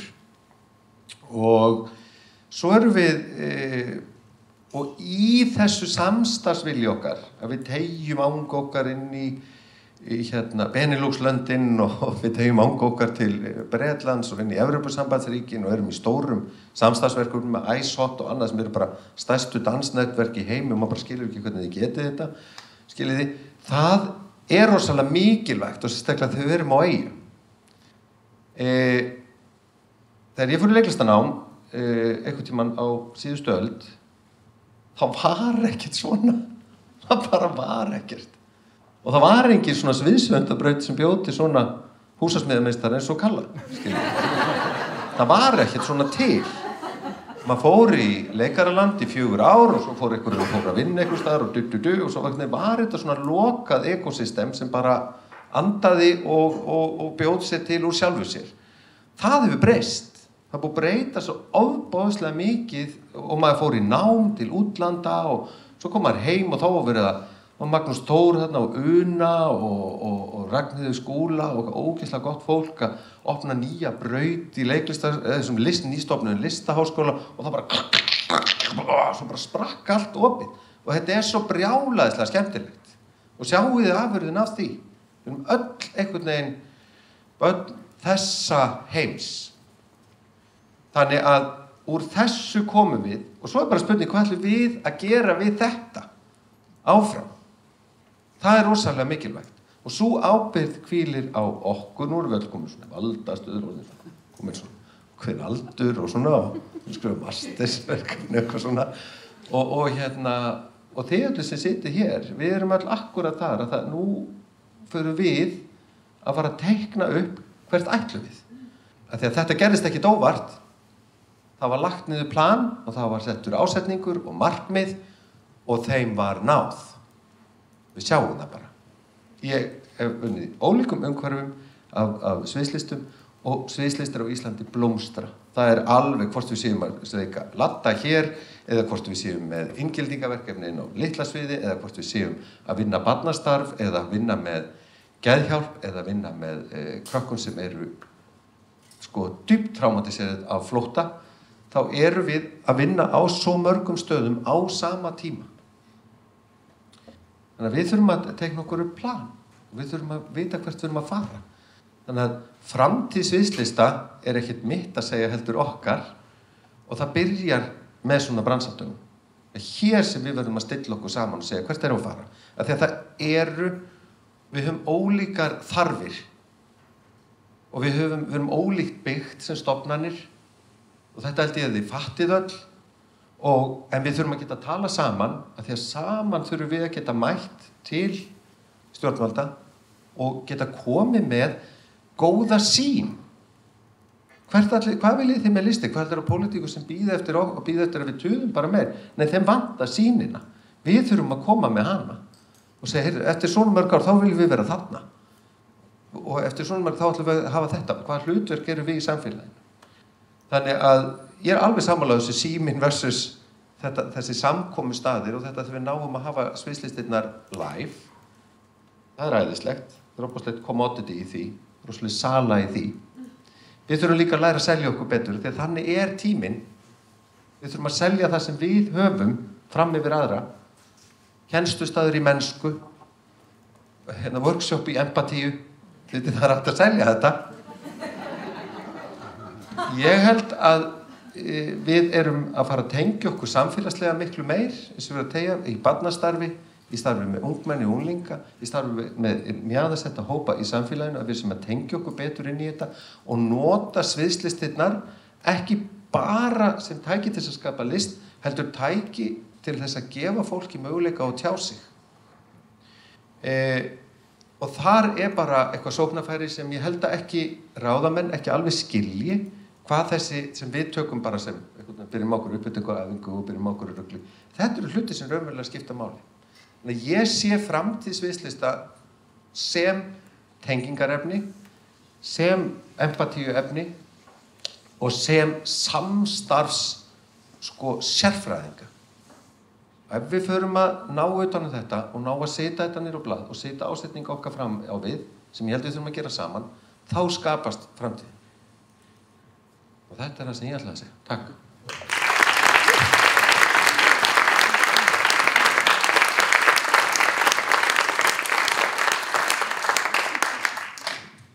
Já, ok. Ég ætla að koma með 2 spurningar áður en ég kannski opna þetta eitthvað aðeins. Og mér langar að byrja á danstengdum spurningum bara út af því sem þú voru að segja. Því þú talar Lofus að þið langar að Ísland verði miðstöð danshöfuðborg Evrópu. Ok, það er geggjað.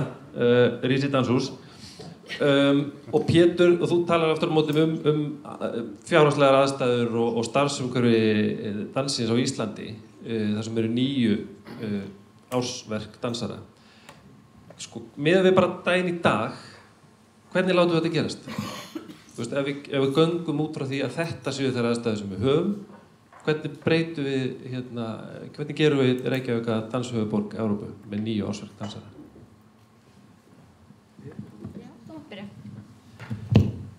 Ég held að það sé bara mikilvægt að líta á menningarlandslag og starfsumhverfi eins og allan annan iðnað. Það þarf fjárfestingu, það er búið að fjárfesta í leikhúsi til dæmis og tónlist undanfarna áratugi. Það er búið að byggja upp leikhús, sýningarstaði, það er búið að styrkja starfsemi, það er búið að rækta hæfileika og þetta kostar allt peninga, hugvit og peninga.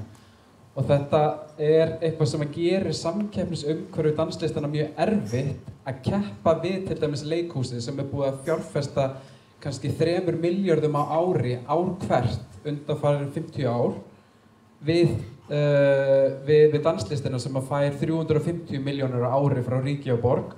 Leikhúsið fær samanlagt í kringu 3,6 milljarða á ári.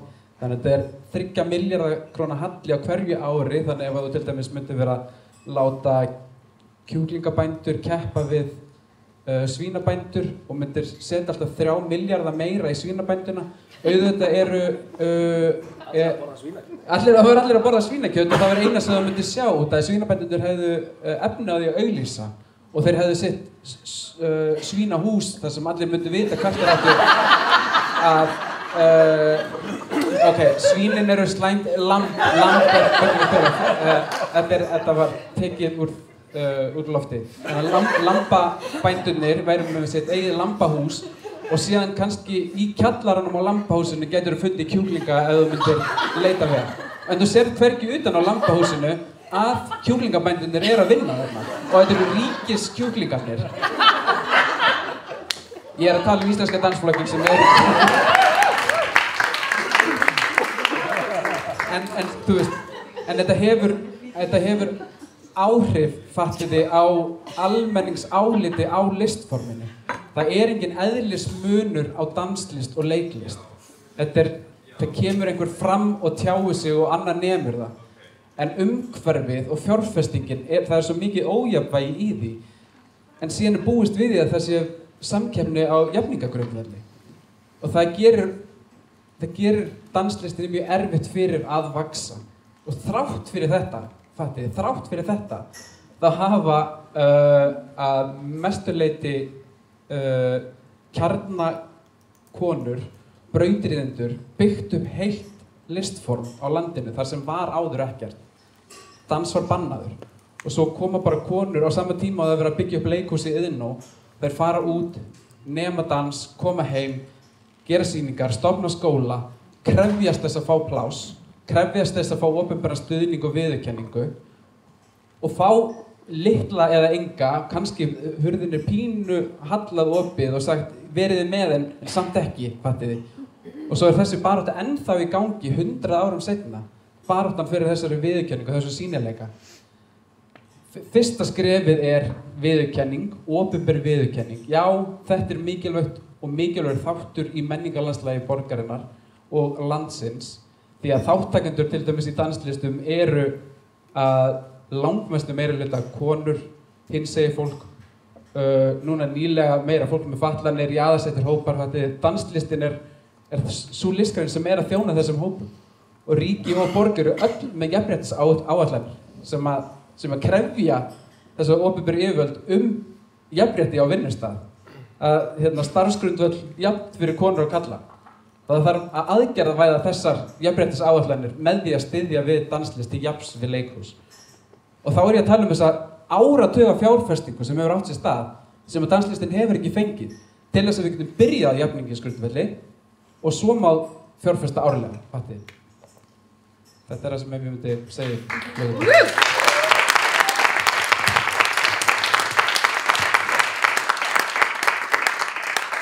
Já, ég tek bara undir þetta sem þú varst að segja og ég held líka kannski að það sé bara gott að vera meðvituð það að eins og þú talar þú veist, að dansin list líkamanns, ekki orðana og það ákveðin hierarkía milli orðsins og dansins og við erum ekki kannski alveg dugleg og góð í að nota orðin okkar og við þurfum auðvitað að gera það og það mjög mikilvægt að þeir sem að styðja við gerir sig grein fyrir því líka að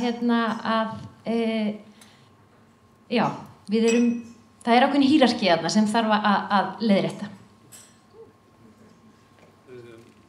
Strákar, þið sem sitja á 3 milljörðum. Sjáu þið fyrir einhverja möguleika til að, ég veit ekki, stækka þetta rými sem dansin hefur innan leikhúsanna eða eitthvað svoleiðis? Til að gera Reykjavík að höfuðborg danslistar í Evrópu? Auðvitað hefur dans verið hluti af starfsemi beggja stóru leikhúsanna í Reykjavík áratuga skeið, en það hefur kannski ekki verið mjög stór hluti af því og það hefur verið sveiflukennt. Ég held að það sé mikilvægt, að ég held við séum öll sammála sem hér erum að það þarf sannarlega að bæta aðstöðu dansins og ég meina og þessi milligíka geggjuð. Hér baconbóndi sem situr. Nei, ég held við séum öll sammála það. Ég held hins vegar að framtíðarsýnin sem við mótum saman, hún ætti ekki að byggjast á því að segja við skulum fara að bítast það sem fyrir við skulum ekki fara að minnka, ég ætla ekki að segja hefðbundna leiklist, en leiklist sem verið að bjóða upp á vegum leikfélags Reykjavíkur í Borgarleikhúsi og Þjóðleikhúsi og Leikfélagi Akureyrar, heldur sameinst að draga fram mikilvægi dansins og kannski sívaxandi mikilvægi til þess að berjast fyrir auknu svigrúmi þar og danshús eru auðvitað mjög ofarlega í umræðunni og það er eitthvað sem við ættum að hlykkja okkur á bakvið að það verði til ný sviðsrými og það er nú verið að vinna í því í ráðuneytinu og búið að vera að vinna í gangi undanfarna mánuði og ég held að það séu bara tækifæri til þess. Ég hef ekki að fá hljómgrunn fyrir meira svigrúm og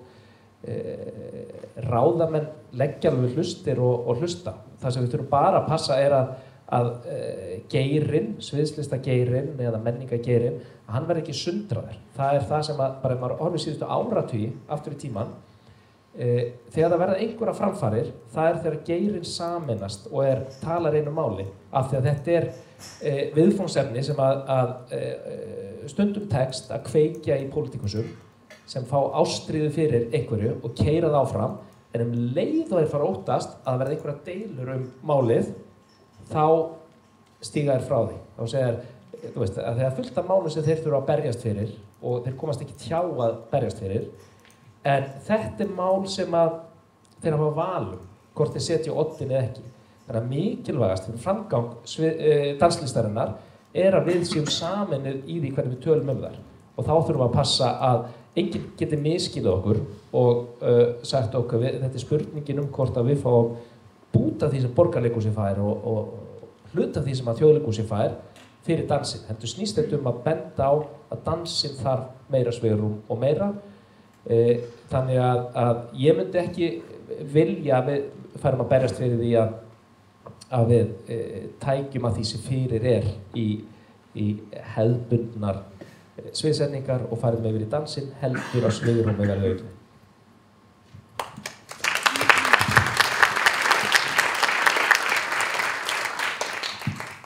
Það er bara svo gott þegar að byrja að tala tragedíur, þess að þú tala núna Magnús Geir pössum sundrunginu.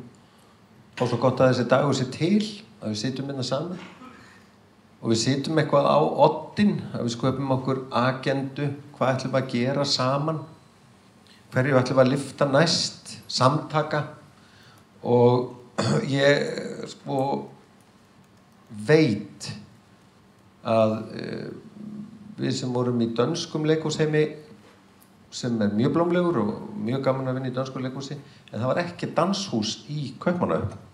Það er mjög skrítið, það er miklu stærri borg en þessi og gríðarlegt dansnám og fullt af dansurum og danshöfundum og mikið að gerast. Þau áttu ekki hús, þau fengu þann daginn. Þau höfðu fengið hús, svona bara tekið af þeim. Það var svo auðvelt var það. Og það stóð enginn með þeim. Af því að það voru allir að bítast brauðmólana og það varð ekki samstaða. Það var mjög ljótt að sjá það. Og þetta er bara reynslusaga. Því ég held að það sem Magnús Geir sé að segja er það sem við þyrftum eiginlega að fara að tala í dag og í framhaldadeginum dag, hvernig gerum við þetta saman. Þegar reynslusagan var að þeir mistu húsnæðið sitt í Karlsberg og það var öllum sama. Auðvitað ekki þeim, en allir hinni voru bara fegnir að þeir mistu ekki sitt. Skiljiði. Og það er alveg hægt að svona staða komi upp. Svo tókst að sameina krafta og sameina vision og sameina þetta fína orð sem Magnús notar ástríðu, að segja hér er ástríðuverkefni og það var svona verðlaunaverkefni. Þannig að þeir pólitíkusar sem komust í það eða fengu að vera með, þeim var verðlauna fyrir það. Það var gott verkefni að vera í. Nú erum við farin að tala á svolítið alvöru, hvernig við eigum að selja þetta. Því við þurfum að gera þessar hugmyndir okkar appetítli og þær þurfa að koma frá okkur og þær þurfa að vera skynsamar. Þetta vitum við erum öll fólk sem vinnur með tíma og rými og peninga og skipulagning á því. Ég veit að það er 42.000 mánuði, ég held ég að vera með miklu minna mánuði í mörg ár, en af þessari reynslu okkar þá erum við frumkvöðlar. Við erum öll eigið businessfólk og við vitum hvernig að blanda saman góðri strategíu, góðu verkefni og góðu budgeti. Og þetta er það sem þarf að fara að gerast. Við erum að gera þetta á skynsemi og saman. Þá held ég við fyrir að lyfta listgrein sem við öll elskum rosalega mikið. Það er þessi dansheimur og samtímis efla stöðu sviðslestina sem heild. það er eitthvað þar sem verður að vera með. Og svo bara sem dæmi, þegar Listaháskólanum tekst með hjálp pólitíkus að afnema skólagjöldin, þá breytist heimurinn aftur. Skiljið, þetta var bara að gerast daginn. Þetta hefur ofboðslega mikla þýðingu fyrir námslánaþungan og hverjir sækjum. Ef við förum að tala nám mastersnám í leikstjórn á Íslandi, það myndi margt breytast við það. Skiljiði, við þurfum að rækta þessar starfsgreinar innan okkar sviðslista. Og það er ekki alltaf stóla á að allir fari bara til útlanda og finni það þar. En líka kannski að vilja koma fólk hingað og læra af okkur. Þannig að þegar við hugsum þetta, þá verðum við að bæða að hugsa hver er allavega í þetta, en hver er heildin? Af því ef við missum sjónar á heildinni, þá held ég að við endum í því sem Magnús var að benda á, það hefur gerst að við fara að berjast fyrir málefnum á kostnað þess á samheldninu og heildinni. Og þá töpum við. Það er eitthvað þar sem ég held að sé í jöfnunni. Þannig að ég vel að ná höfuborg dans hingað, þá minnst það ótrúlega flott setning. Og einhvern veginn þú búin að svona króna setningu dagsins, nú erum við allir komin inn á þetta spór. Ég ætla að það eitthvað annað, en nú erum allir komin á þetta. En það er líka bara fínt. Ég held að við verðum að gera þetta saman og vera samtaka í því, en passa heildina. Passa heildina saman, af því að það er starfsvettvangur allra. Það eru dansarar hér, það eru dansarar í Þjóðleikhúsi, það eru sviðshöfundar að vinna, það eru sviðslista fólk að vinna, það eru leikarar að vinna, það eru leikstjórar að vinna, það eru leikmyndahönnuðir, búningahönnuðir. Þetta er svo stóra starfsgreinar, svo margir faghópar sem við verðum, höfundarnir okkar, dramatúrgarnir, það er svo mikið af fólki sem þarf til þess að þetta virki. Fræðsludeildirnar, markaðsdeildirnar, skiljið, það er rosalega mikið af starfsdeildum. Við þurfum að hafa þær allar með. Þannig að við þurfum kannski að passa að bransadagur sé líka ekki bara við sem erum að skapa innihaldið, heldur fá með okkur alla hinar deildirnar, allar hinar faghópana sem eru gríðarlega stóri, með okkur inn í þetta átak. Ég myndi mæla með því að við á næsta bransadegi þurfum að víkkum okkur og passum að allir séu með. Takk.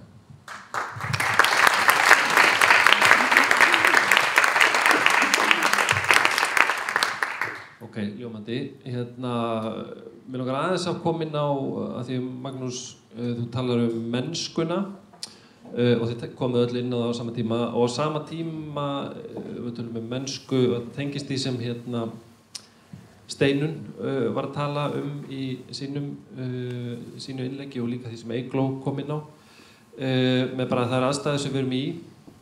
Við erum háð þessum lögmálum markas leikhússins. Hvernig sjáu þið fyrir ykkur að við getum unnið með þetta tvennt saman, að það er að segja vinna með þessa mennsku, það sem kjarninn í verkjunum er hjartað og nærvera og samkennd og svo framvegis innan kerfi sem krefur ykkur að þú veist, við verðum að lúta lögmálum markaðinn sem Borgarleikhús segir hvað með 60% sjálfsaflafé. Hvernig sjáum við þetta fyrir ykkur? Hvernig náum við þessari útópíu hennar Steinunnar innan markaðsleikhússins?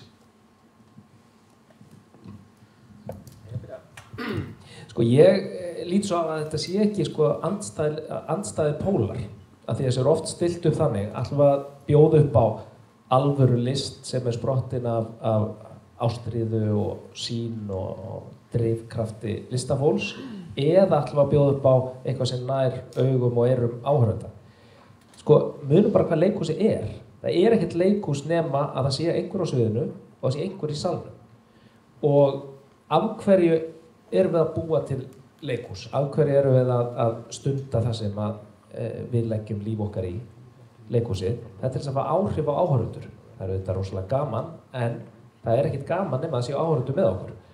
Ef við viljum hafa áhrif, ef við viljum vera hreyfiafl, ef við viljum breyta einhverju í heiminum, hvort viljum við breyta minna eða meira? Hvort viljum við hafa áhrif á 1 eða 10? Við hljótum að vilja hafa frekar áhrif á 10 ef við trúum því að við séum að rækta hið góða. Þannig að þetta er spurningin að finna leiðina, leiðina að því að uppfylla þetta tvennt á sama tíma. Það er ekki hægt að búa til neitt leikhús á Íslandi að ráði nema að það sé að snerta við áhorfendur. Og það hefur alveg verið reynt að gera það og það hefur klikkað stórkostlega oft í gegnum tíðina að það er reynt að fara í einhverja formúlu en það vantar innihaldið og sannleikan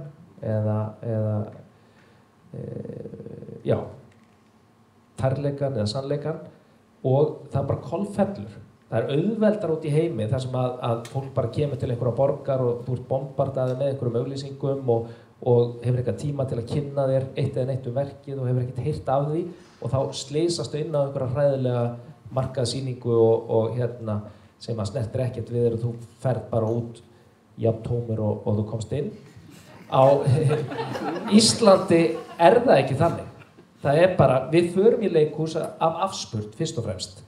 Og jú, það er einhverjir gagnrýnendur sem tjá sig, en fyrst og fremst er það fólk sem tjá sig, áhorfendur sem tjá sig. Þannig að það er tómt mál að tala að búa til eitthvað sem hefur ekki sál eða hjart eða hreyfir ekki við neinum og ætla að markaðsetja það til stjarnanna og tróðfulla sali. Og við höfum örugglega flest reynt á einhverju tímapunkti að gera sýningu sem bara lukkaðist ekki, en við ætlum að blási hana lífi með því að setja meiri peninga í markaðssetningu. Það bara gengur ekki. Það er ekki þannig.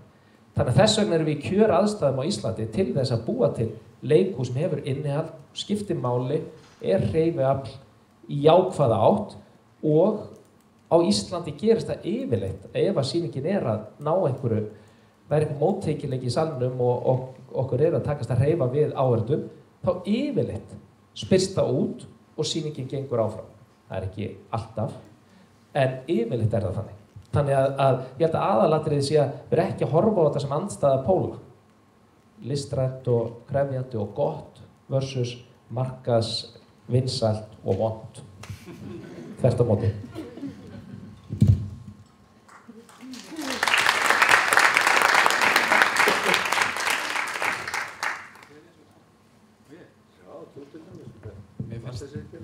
Nú skal ég æfa mig á mastersritgerðinni minni. Nei, en mér langaði, ég held sko að mennska og markaður innan lista sé mjög svona vel tilfallið að styrkja hvort annað sko. Þú veist, ég held að almennt markhópur menningar og lista er yfirleitt fólk sem er samfélagslega meðvitað og nógu samfélagslega tengt að það vilji sitja í hópi annars fólks og eyða með þeim kannski 2 tímum við að hlæja að einhverju eða gráta yfir einhverju eða hugsa, þú veist, þetta er fólk sem að sækir í samfélagslegt réttlæti að einhverju leyti. Það er allavega ekki svo mannhatandi að það treystir sér ekki til að vera með öðrum og upplifa eitthvað á þess að öskra og búa á það, eða fattu, þú veist, það er antisocial ef þú vilt ekki taka þátt í þessu. Þannig að þetta er fólk sem er social, sem er að sækja að fara í leikhús. Og ég held að sá markhópur sem er samfélagslega þengjandi er líka umhugað samfélagslegt réttlæti og átta sig á því að menning og listir eru álitnar sem almannagæði, eitthvað sem við getum öll sem samfélag njótum góðs af, eins og umferðarljós eða almenningsbókasöfn. En almenningsbókasöfn geta ekki verið talin sem almannagæði, eitthvað sem allir hafa aðgang af, ef að nýting einnar manneskju á bókasöfninu kemur niður á nýtingu annarra. Eða þá að bókasöfni er bara opið fyrir suma. Þannig að fólk veit þetta annarkvort meðvitað eða ómeðvitað að leikhús eins og bókasöfn eða umferðarljós eða whatever þurfa að vera aðgengileg öllum samfélagshópum, bæði sem áhorfendur og sem virkir þáttakendur. Fattiði? Fattiði hvað átt ég að tala að ég held að leikhúsið og dansinn og örugglega hinar sviðslistar greinarnar eru því miður of einsleitar til þess að geta talist til almannagæða eins og þær er í dag á Íslandi. Og það er eitthvað sem að við sem menningarstjórnendur þurfum að átta okkur á bara fyrir framtíðarhorfur greinarinnar að, eins og þú veist að segja, samfélagið er þróast hratt, samfélagsgerðin þróast undanfarin 20 ár eða 30 ár og menningarstofnunnar þurfa að bregðast við því með því að vera opnari, með því að rækta nýja áhorfendur. Ég held að, þú veist, MS er búin að átta sig á því að ef einhverju líkar ekki nýmjólk þá býður upp á undarrennu eða kókamjólk. Það er verið að reyna að ná til allra. AB-mjólk fyrir heilsufríkin og tvöfaldur sykurskammtur í nýju kókamjólkinni fyrir þá sem vilja óhullustu. En MS er fyrir alla. Þannig að við þurfum að hugsa svolítið hvernig geta sviðslistirnar verið fyrir alla og hvernig getum við haft fjölbreytta flóru, fjölbreytta stofnanir sem eru vel stæðar til þess að mæta þessum ólíku hópum samfélagsins sem að vilja taka þátt í menningu og listum.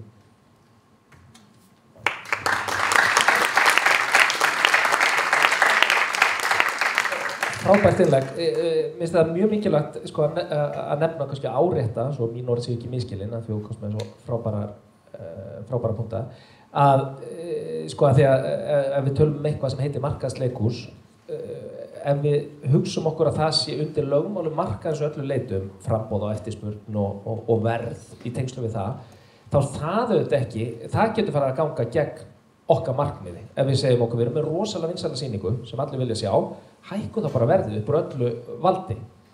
Þá erum við farin að vinna gegn hugsjón okkar aðgengi og mennsku og vera jákvætt hreyfiafl. Þannig að við megum ekki fara í markaðsgírinn með því að pressa upp til dæmis verð og við þurfum að vera meðvituð að það eru alls konar hindranir á leið almennings að leikhúsinu. Eitt er auðvitað bara við þurfum að miðla því sem við erum að gera til þess að fólk viti hvað í boði og þess að það.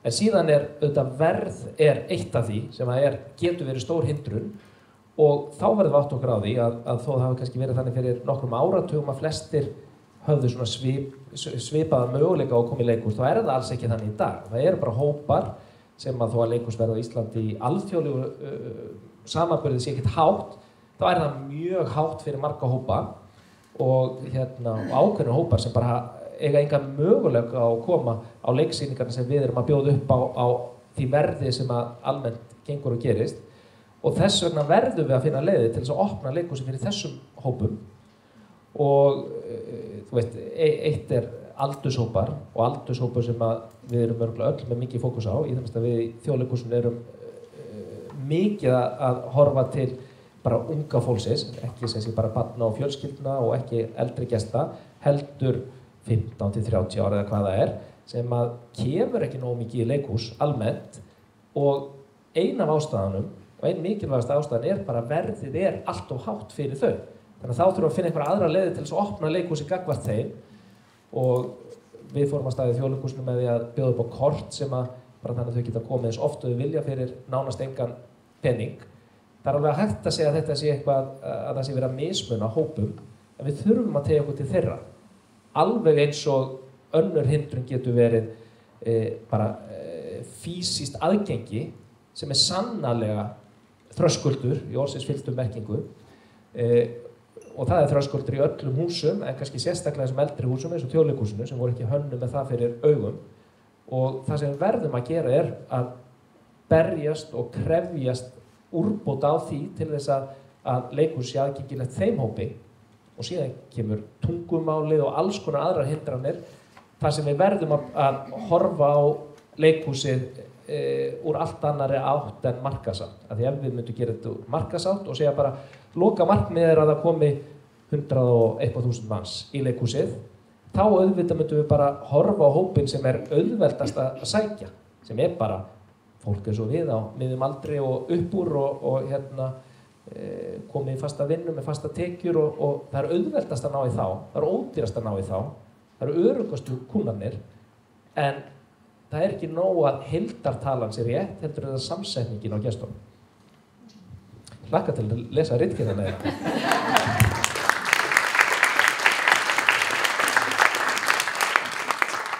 Sko, það svo margt sem svo gott í þessari umræðu hérna, að við setjum saman og erum að tala þetta. Af því að það alveg sama hvar þú ert að vinna. Ég rak leikhús uppi Heimskautsbaug á 72. breiddargráðu. í bæjarfélagi með 80.000 manns, í fylkjum þar sem voru 320.000 manns, sem eru norðlægustu fylki Noregs og erfiðust aðgengi. Þetta er ofboðsleg landsvæði, alveg upp að landamærum Rússlands, og við erum í miðju Sápmi og þar eru samarnir og þeir hafa sínar inngildingsmál og það er fjölbreytileiki á pólitísku leveli sem er sko stórhættulegt. Og það eru kvennarnir og svo er það fjölmenningin af því að þetta eru þau hér það sem öllum útlendingum er hrúað af því að það vill enginn búa þarna lengur. Þannig að þetta er ofboðslega flókin samsetning áhorfenda. Og samtímis er við með leikur sem þá hafði bara, ég var með 93% af framlögum var dekkað. 7% þurfti ég að ná í hreinni miðasölu. En ég þurfti að túra þetta landsvæði sem er svona 6 sinnum stærð Íslands. Það var ekkert smáræði. Allir eiga rétt á leikhúsi. Auðvitað þurfum við að hugsa í markaðslegum leiðum. Annars náum við ekki endur saman þó við séum svona mikið styrt. Þegar þú setur svona sýning út á túr og fólk er að kaupa miðan á 500 norskar eða 250 norskar eða hvað það er, þá kosta miðin í raun og veru 30.000 kall eða 35.000 kall. Og svo er ekki uppselt, þannig að þetta er ekkert sem skilar sér þannig. Og svo væri ekkert þarna ef við værum ekki að fá það sem við erum að fá. Skiljiði. Þannig að þessi 40% sem borgarleikhús fær, ef við fengjum þau ekki, þá væri ekkert borgarleikhús. Þá væri þetta eitthvað annað. Skiljiði. Þannig að við erum alltaf bundin einhvers konar svona siklus þar sem við erum að hugsa áhorfendahópinn, samsetningu áhorfendahópsins, hver er hann, ekki bara þeir sem borga og borga hæsta verðið. Við getum ekki verið að selja velmenntuðum menningar neytanda hvað sem er. Hann er alveg mjög meðvitaður hvað eru gæði og hvað eru ekki gæði. Og það er, þannig að þetta við verðum að hætta að tala svona. Þetta sé eitthvað svona og svo eitthvað svona. Þetta er það ekki. Og þegar þú ert í flóknu rekstrarumhverfi að reka, þú ert með tíma, rím og pening og þú ert með kuna og hann er ólíkur og það er alls konar sem við þurfum að taka tillit til. Líka í representasjónin á sviðinu, af því að það er bara not about us without us og það var bara heilmikið mál hjá mér og samstarfi önnur leikhús og samstarfi samstarfshópa og samstarfi fríafelti. Það er eins og bara eitthvað sem er að gerast hér á landi sem ég get sagt ykkur annars það sem ég verið sem er bara veggur á milli þetta frjálssenu og stofnanuna. Það er bara veggur og það fer enginn þarna yfir. Þetta erum við búin að rjúfa hérna. Það var svona. Það voru algjöri múrar. Þetta erum við búin að rjúfa. Við erum að vinna saman, reyna að finna leiðir og við erum að deila áhorfendum. Þegar ég kem hérna heim og sé að innkaupapókin er bara stórsölu sýning hérna. Leikrit eftir Elísabetu Jökuls sem enginn vildi setja upp í 30 ár. Þetta er náttúrulega alveg frábært. En það er hægt að því að það streymir inn líka segment af fólki að sjá Ladda sem annars hefur ekki fundið tilgangi að sækja nettingað. Sem allt í einu hefur það einhver innkaupapóki, ég er ekki að segja þessi æðislega mikill leki yfir, en eitthvað er að leka yfir, eitthvað er fólk að sjá. Þannig að í guðanabænum hættum að tala um þetta sem einhvern óvinn okkar og reynum að fatta hvað þetta er og hvernig við erum að nota þetta, af því að öll þið frumkvöðlarnar hérna hafi þurft að hugsa svona. Hver er áhorfandinn minn? Þó hann sé bara þetta 1500 manna segment sem elskar lista í Reykjavík, en þá langar einhver stundum að fá fleiri og þá þarf maður að hugsa hvað þarf ég að gera til þess að þau líka vilja koma eða hvernig á ég að markaðsetja með hvernig ég á að ná í þau. Hvernig ég á að ná börnunum, hvernig ég á að ná ungmennunum, akkur er það við missum áhorfandann við 12 ára aldur og við fáum hann aftur einhvers staðar eftir 40 þegar börnin eru unglingar og það er þetta að fá smá frítíma, skiljiði. Við missum fólk þarna í langan tíma æviskeiðin og af hverju? Það er að því að við erum ekki að fatta hvað þau vilja, hvernig þau hugsa. Þannig að ef við notum ekki þessi kerfi markaðsins til að skilja áhorfendahópinn, þá erum við ekki að hlusta og þá erum við ekki, og þá kemur fyrir mér af hverju við erum hérna, að vera lýðræðisstofnun. Við erum stofnanir og listin er hluti af lýðræðinu, við erum 7. valdið og við þurfum að vera þarna fyrir alla. Við getum ekki bara verið elíter hópur sem ákveður þetta er hágæðalistin, hún er bara sýnd hér. Það ég elska við að labba inn í þetta leikhús er að það er sýning fótbolta. Ég hef einu sinni séð fótboltaleik á ævinni. En það er sýning það er alltaf fullt af hana. Skiljið. Það er komedía frá Hafnarfirði í fullum gangi fyrir fullum sal. Það innkaupapókin, það Laddi á Stórasviðinu, það Ungfrú íslenskar hágæða bókmenntir, þetta alltaf og dansflokkur með eitthvað geðbilun hérna Orfeus skilji, þetta allt undir sama þaki og það allir að skilja að þetta virkar saman og öfluga barnastarfið og leiklistarskóla, þetta ekkert neitt smáræði. Þannig að við verðum að skilja okkar hlutverk að vera hluti af lýðræðinu, halda áfram inngildingunni, lækka þessa dröskulda, vinna með miðaverði, vinna líka með hvað ætlum að búa til þess að ná öllum sem hópum, etc. Þetta sem þú stillir upp bara rangt, Kalli.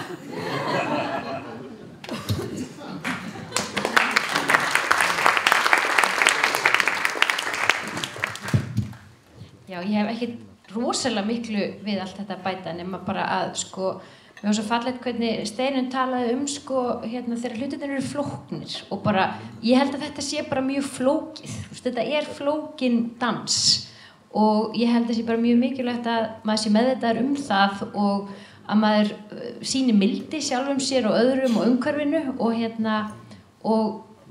og að við pössum okkur líka að það svo auðvelt að fara á hamstrahjólið, á markaðshamstrahjólið og vera með, auðvitað þarf að vera með markmið og áætlanir, en svo mjög mikilvægt að við séum stöðugt að endurskoða þessi markmið og áætlanir og að við leyfum hlutunum að vera flóknum og verum með flækjustiginu. Ok, mjög gott. Þá ætla ég að prófa þetta blessaða auðasæti.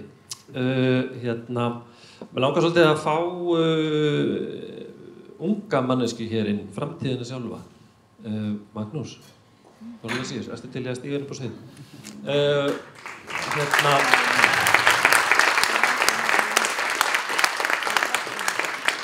Það bara sæti. Magnús sviðshöfundur, útskrifaður, leikstjóri og leikskáld og það sem ég bara velta fyrir mér Magnús, að því þú ert fulltrúi framtíðina, engin pressa. Hvernig sér þú þetta fyrir þér? Þú veist, hvert erum við að stefna? Ertu með eitthvað komment á það sem þau eru búin að vera að ræða hérna? Já, takk fyrir að fá mig upp á svið. Holdi klæddur hérna framtíð sviðslista. Ég satt að segja náttúrulega ekki í forsvari fyrir neina stofnun eða neitt slíkt og hef upplifað frá því ég útskrifaðist núna fyrir nokkrum árum. Ég hef eiginlega bara ekki tíma til að pæla í framtíð sviðslista eða hlutverki í stofnana því ég sjálfur bara að lifa af sem listamaður. Þannig að hver var spurningin? Hún var bara vangaveltur framtíðina og hvort þú hefur eitthvað komment á það sem þau eru búin að vera að tala um hérna upp á sviði. Mér finnst bara mjög áhugavert að heyra þessa einsýn ykkar inn í ykkar starf og ykkar hugmyndir framtíðir sviðslista á Íslandi. Nei, ég veit ekki hvort ég hafi neitt mikið við að bæta Hvernig myndur þú segja, nú hefur þú verið að vinna svolítið bara í sjálfstæðisunni út í bæ, setjum sýningar Tjarnarbíói og í listasöfnum og eitthvað svona. Hvernig myndur þú segja að þessar aðstæður séu fyrir þig náttúrulega bara engar aðstæður það er málið. Ég setti síðast upp sýningu í Ásmundarsala því ég sá fyrsta lagi eiginlega bara ekki fram á að geta verið í neinu leikhúsi með sýninguna mína en ekki það bauðsast upp á mjög spennandi möguleika að vera í óhefbundnu rými og kom mjög skemmtilega út, ég segi það ekki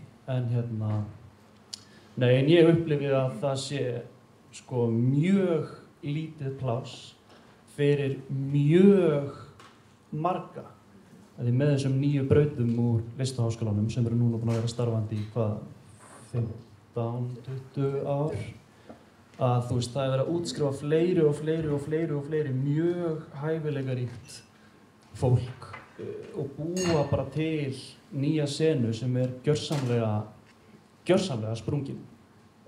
Þannig að ég veit ekki hvar allt þetta fólk á að vera að búa til sína list og til viðbótar ég veit að Ísland fólk er mjög duglegt að sækja leikhús á Íslandi. Ég man ekki, þú talar hvað bara einhver heimsmeistarar í að koma í leikhús, Íslendingar, við erum það. En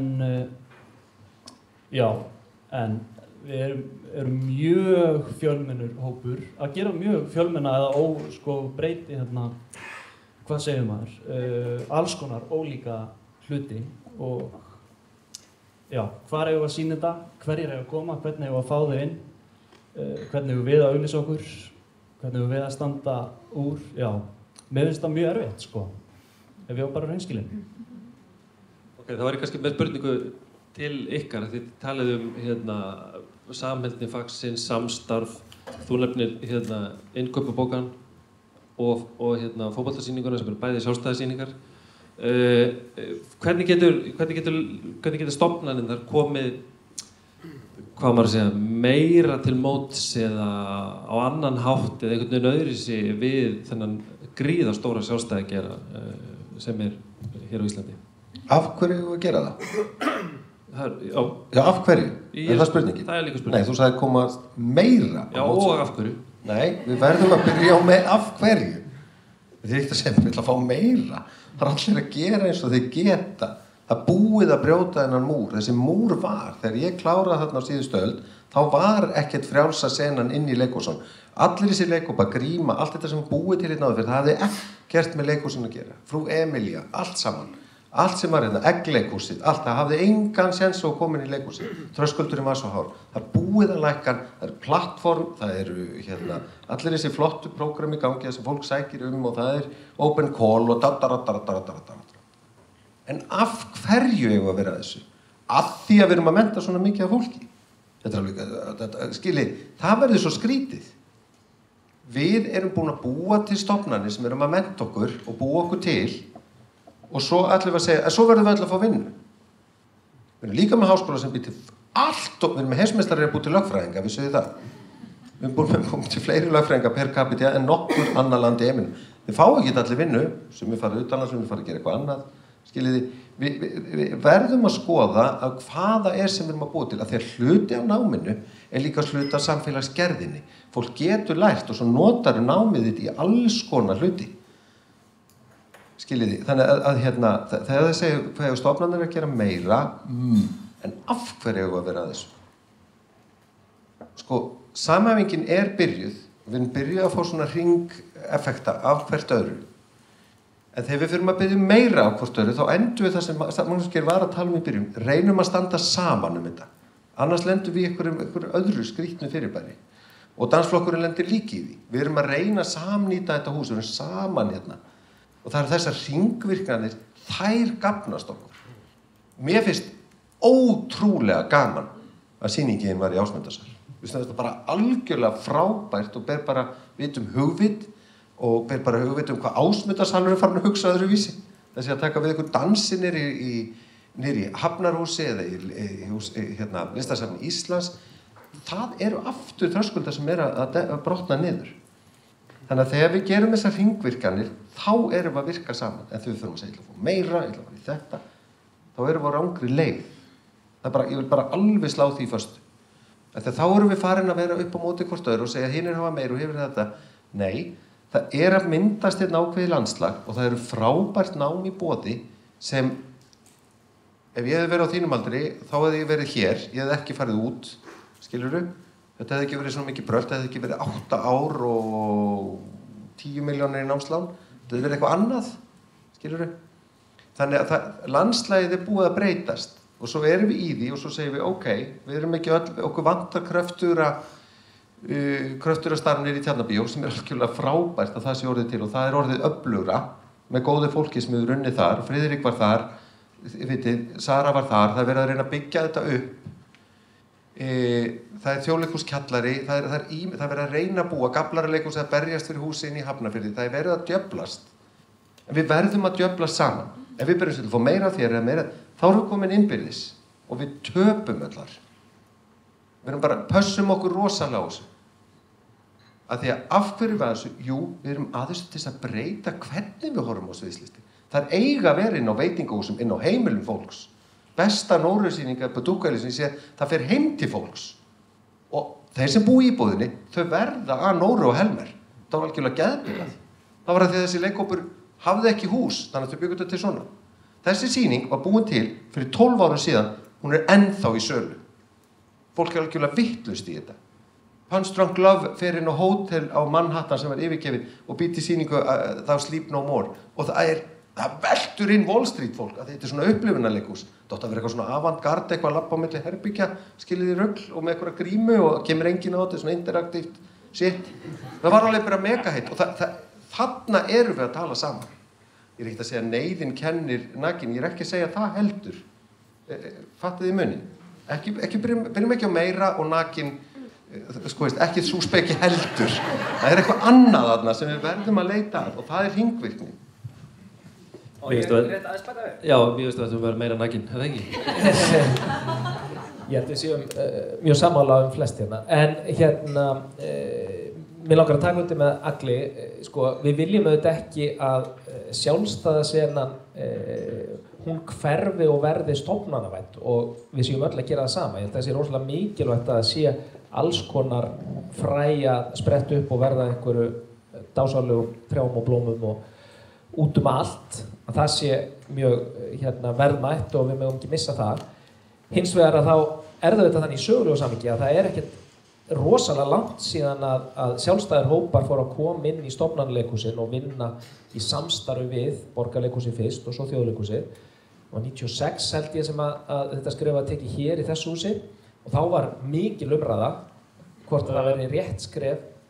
92 var Eggleikhúsið í samstarfi við Þjóðleikhúsið. Já, einmitt. Já, það voru einstaka sýningar en það var svona stefnumótandi breyting hér 95 eða 6 og ákveðið að bjóða sjálfstæðum hópum, einstaka sjálfstæðum hópum hingað inn og það voru deilur þetta, væri þetta skynsamlegt eða ekki og ég er sannfærður að það hafi verið jákvætt skref á þeim tíma og maður hefur bara séð það síðan hvað þetta sambýli hefur virkað vel og Borgarleikhúsið hefur þetta þó nokkuð meira sveigrúm út frá sviðum og plássi og áhorfendafjölda en Þjóðleikhúsið, þannig að það eru fleiri sýningar hér í húsi en í Þjóðleikhúsi.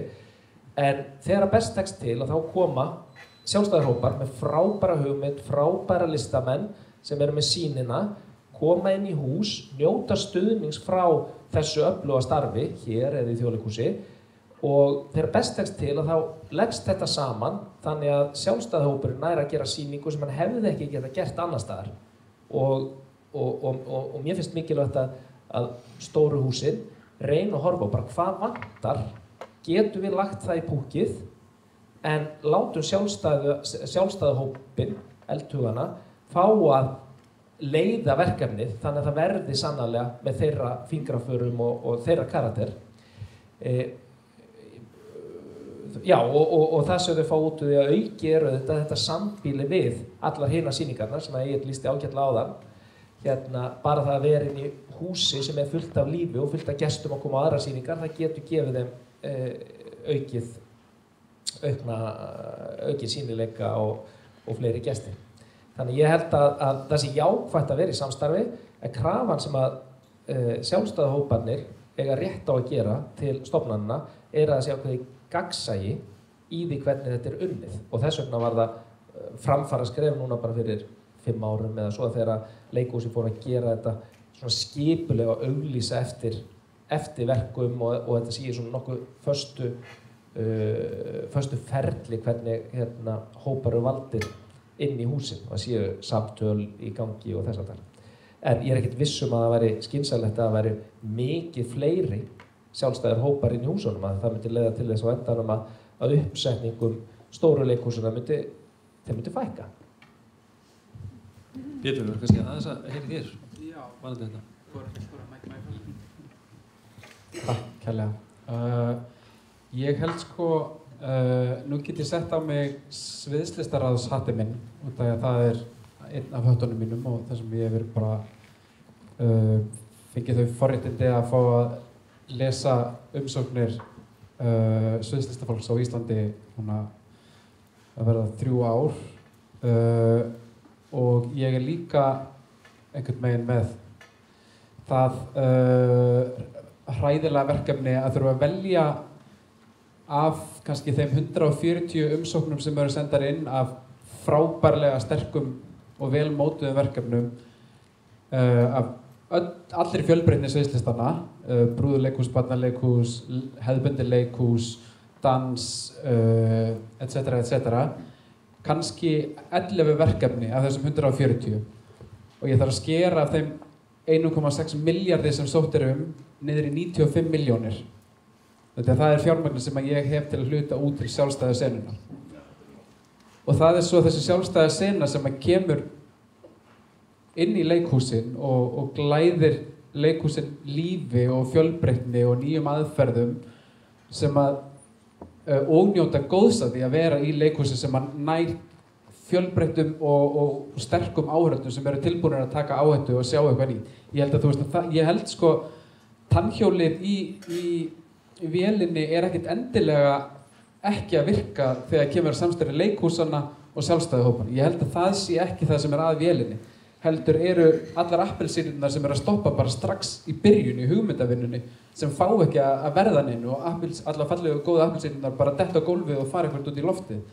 Og það held ég okkar sem samfélag, sviðslista samfélag, að átta okkur á því hver lágmarksfjárfestingin sem að þarf til þess að skapa sjálfbært starfsumhverfi fyrir þetta sjálfstæða sviðslistafólk til að það sjáu einhvern tilgang í því að reyna ár eftir ár að framleiða nýverk og þora að taka áhættur og þurfa ekki að vera markastengjandi eða hugsa í einföldum hugmyndum til að reyna að sannfæra einhverja dómnefnd að þeirra hugmynd sé einhvern veginn ætti að vera eina af þessum 11 og það er kannski, 2 dansverk, 1 brúðuverk, 1 barnaverk, 3 leikrit. Þetta er ekki nóg af verkum til þess að það sé hægt að tryggja fjölbreytt sjálfstætt sviðslistaumhverfi. Þannig að ég held að þetta er issue sem við þurfum að adressa er að sammælast hver er lágmarksfjárfesting sem að ríkið þarf að gera í sviðslistasjóði til þess að sjálfstætt sviðslistafólk geti tryggt sér heilbrigða nýliðun, framgang í starfi, þróun og vinnuaðferðum, einhvers konar starfsöryggi til þess að það droppi ekki út og meðalaldur sjálfstæðs sviðslistafólk sé ekki bara 26 ára. Og svo hætta allir leiður eignast börn eða taka íbúðalán og fara að gera eitthvað annað. Og þá missum við allt þetta brjálæðislega hugvit sem í þeir sem að hafa þraukað, sem að fara síðan allir í menningarstjórnunarnám og fara í stjórnunarstöður 35 ára eða 34 ára, fattiði, eða fara í listaháskólan að leiða brautir á hápunkti ferilsins þegar ferillin er rétt að taka stað. Það er starfsumhverfi sem við stöndum frammi fyrir sem sjálfstætt sviðslistafólk. Þannig að við þurfum að taka þessu alvarlega því að þetta er síðan fólki sem að mótar framtíð leikhússins og er með puttan á púlsinn, er í tengsl við samfélagi og þú eru að taka áhættur. Þannig að ég held að vélinn er að klikka á öðrum stað heldur en í samstæðri leikhúsana og sjálfstæði senunar. Vélinn er að klikka upp að.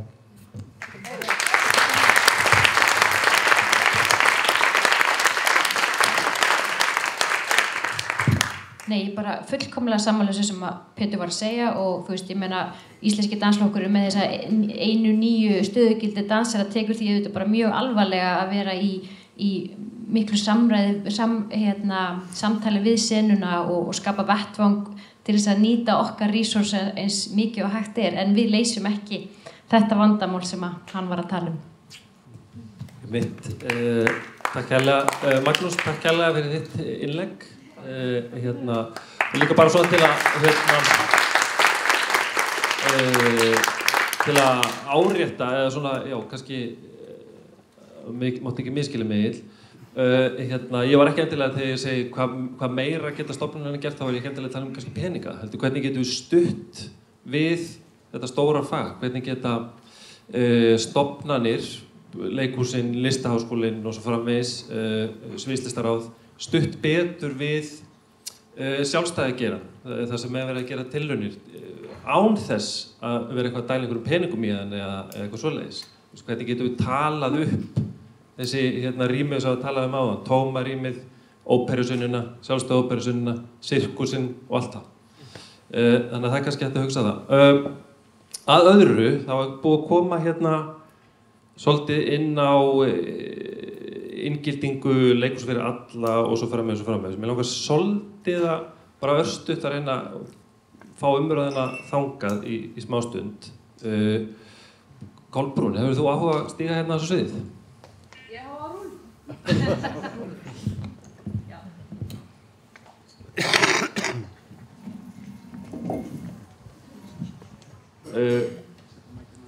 Kolbrún Dögg, útskrifaður sviðshöfundur, leikskáld og leikkona ársins í aðalhlutverki að mínu mati í verkinu Taktu flugið, baby.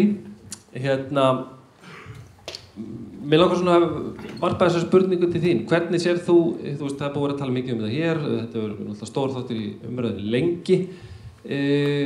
Hvernig sér þú framtíð sviðslista út frá inngildingu og svo framvegis? Hvernig sé ég framtíð sviðslista með inngildingu? Já, ég held að leikhúsin þurfa að gera betur í því. Að setja sér skýrari stefnu inngildingu og aðgengi og já, bæði aðgengi fyrir gesti og líka bara fyrir sviðslistafólk og alls konar fólk til að starfa í leikhúsinu. Ég veit ekki, fyrir mig þá finnst mér, ég fór í leikhús og sá sýningu Frost og hún var táknmálstúlkuð, það vildi svo vel til, hún var táknmálstúlkuð. Og það segir við mig móðir, við barn, við hliðina á mér, segir í hliðinu, finnst þetta ekki trufla þig? Og ég segi, hvað trufla þig? Finnst þér þær ekki trufla þig? Er það að meina táknmálstúlkana? Nei, mér finnst það bara frábært að sjá táknmálstúlka og börn sem að tala táknmál í salnum. Ég sé það aldrei. Og ég fór að hugsa, vá, þetta truflar hana. En hún hefur valum að fara á fullt af sýningum með barnið sitt. Þetta var eina sýningin sem börn sem tala táknmál geta séð í leikhúsi. Ein sýning, táknmálstúlkuð, barnasýning. Og hún var niðurgreidd af foreldrafélagi heyrnarskertra barna. Svo þeir geta séð þessa sýningu. Og svo fór ég aftur í leikhús og sá, hvaða sýningu sá ég? Það var einhver sýning sem ég sá. Já, ég man ekkert hvaða sýning það var.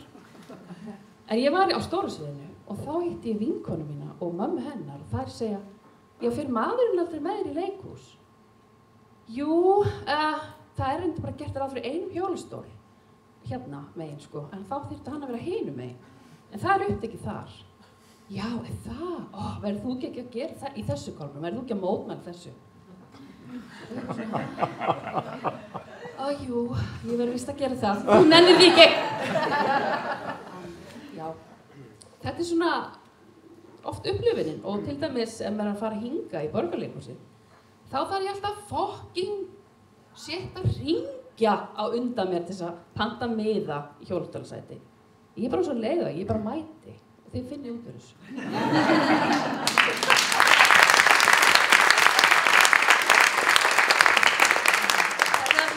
Ég hef að segja akkurat í bili, en ég er bara svo þreytt. Við þurfum að gera þetta saman. Ég sit í nefnd á vegum menningar og háskóla eða nýsköpunarráðuneytisins og við erum að fara að senda rosalega tillögur til ykkar. Ég held að þið þurfa að taka róandi fyrir lesa.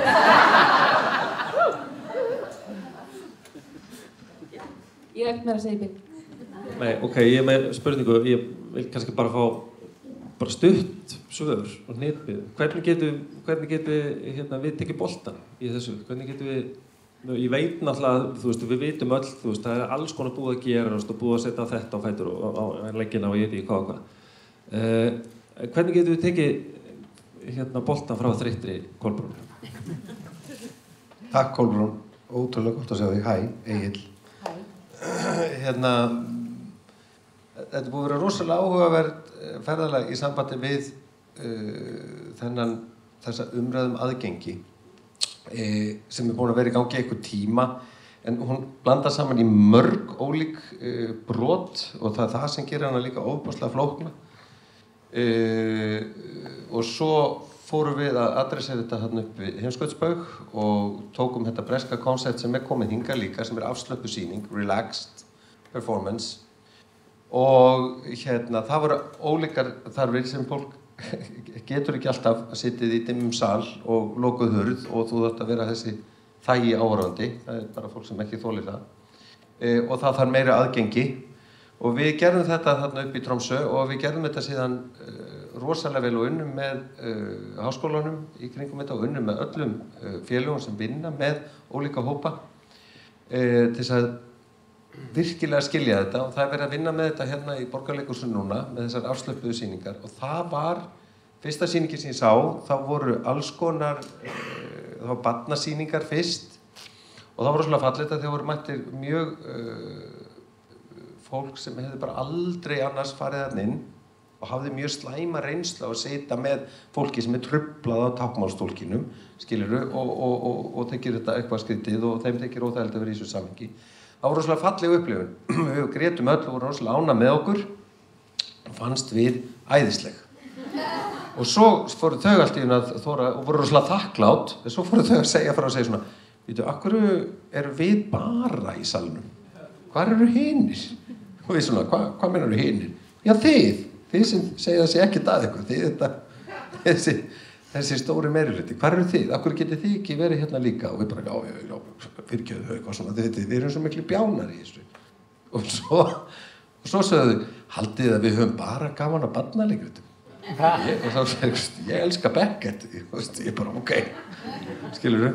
Og þannig að við fórum og lærðum að þessu, við þurftum að opna fyrir alla hópa og svo fengum við symfóníuna í Tromsø með okkur og svo fengum við kvikmyndahátíðina með okkur og svo bara varð Tromsø að relaxed by på norsk. Það var kjempegøy og það var bara alltaf, allir tónleikar, alla sýningar var alltaf ein eða tvær sem var relaxed, það voru táknmálstúlkar, það var blandaður áhorfendahópur, þetta tókst og það var bara á öllum stofnunum, söfnin líka allir með. Þannig að þarna bara eitthvað frábært verkefni fyrir okkur öll að sameinast og fá symfó með okkur, pæli hvað þetta getur orðið frábært. Og við fengum pening í þetta, bankunum fannst æðislegt að taka þátt í þetta og vera með okkur í þessu og styrkja þetta og skiljið þið opinbera. Þannig að þetta alveg hægt, en það þarf sameinlegt átak. Og Tromsø var fræg, heimsfræg í Noregi fyrir að vera svona relax by. Og þá voru allir aðrir svona, já, við erum ekki með neitt svona og hvað eru þið að gera? Fóru alltaf að horfa upp á Heimskautsbaug. Fattið þið? Þannig að það svo mikið þarna sem við erum að læra og svo kemur við representasjóninni og svo komum við að leiklistaskólunum. Akkur, þú veist, nú bara frábært að þú ert búin að fá að mennta þig hérna svona. Þegar ég var, þá litum við öll út eins og ég var eini brúni reyndar. Eitthvað leika Mowgli hjá Viðari.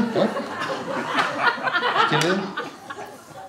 Þannig að þetta allt, við erum að taka þátt í þessari þróun og við erum að læra hún og við gerum alveg skelfilega asnaleg mistök af því að við erum ofboðslega blind.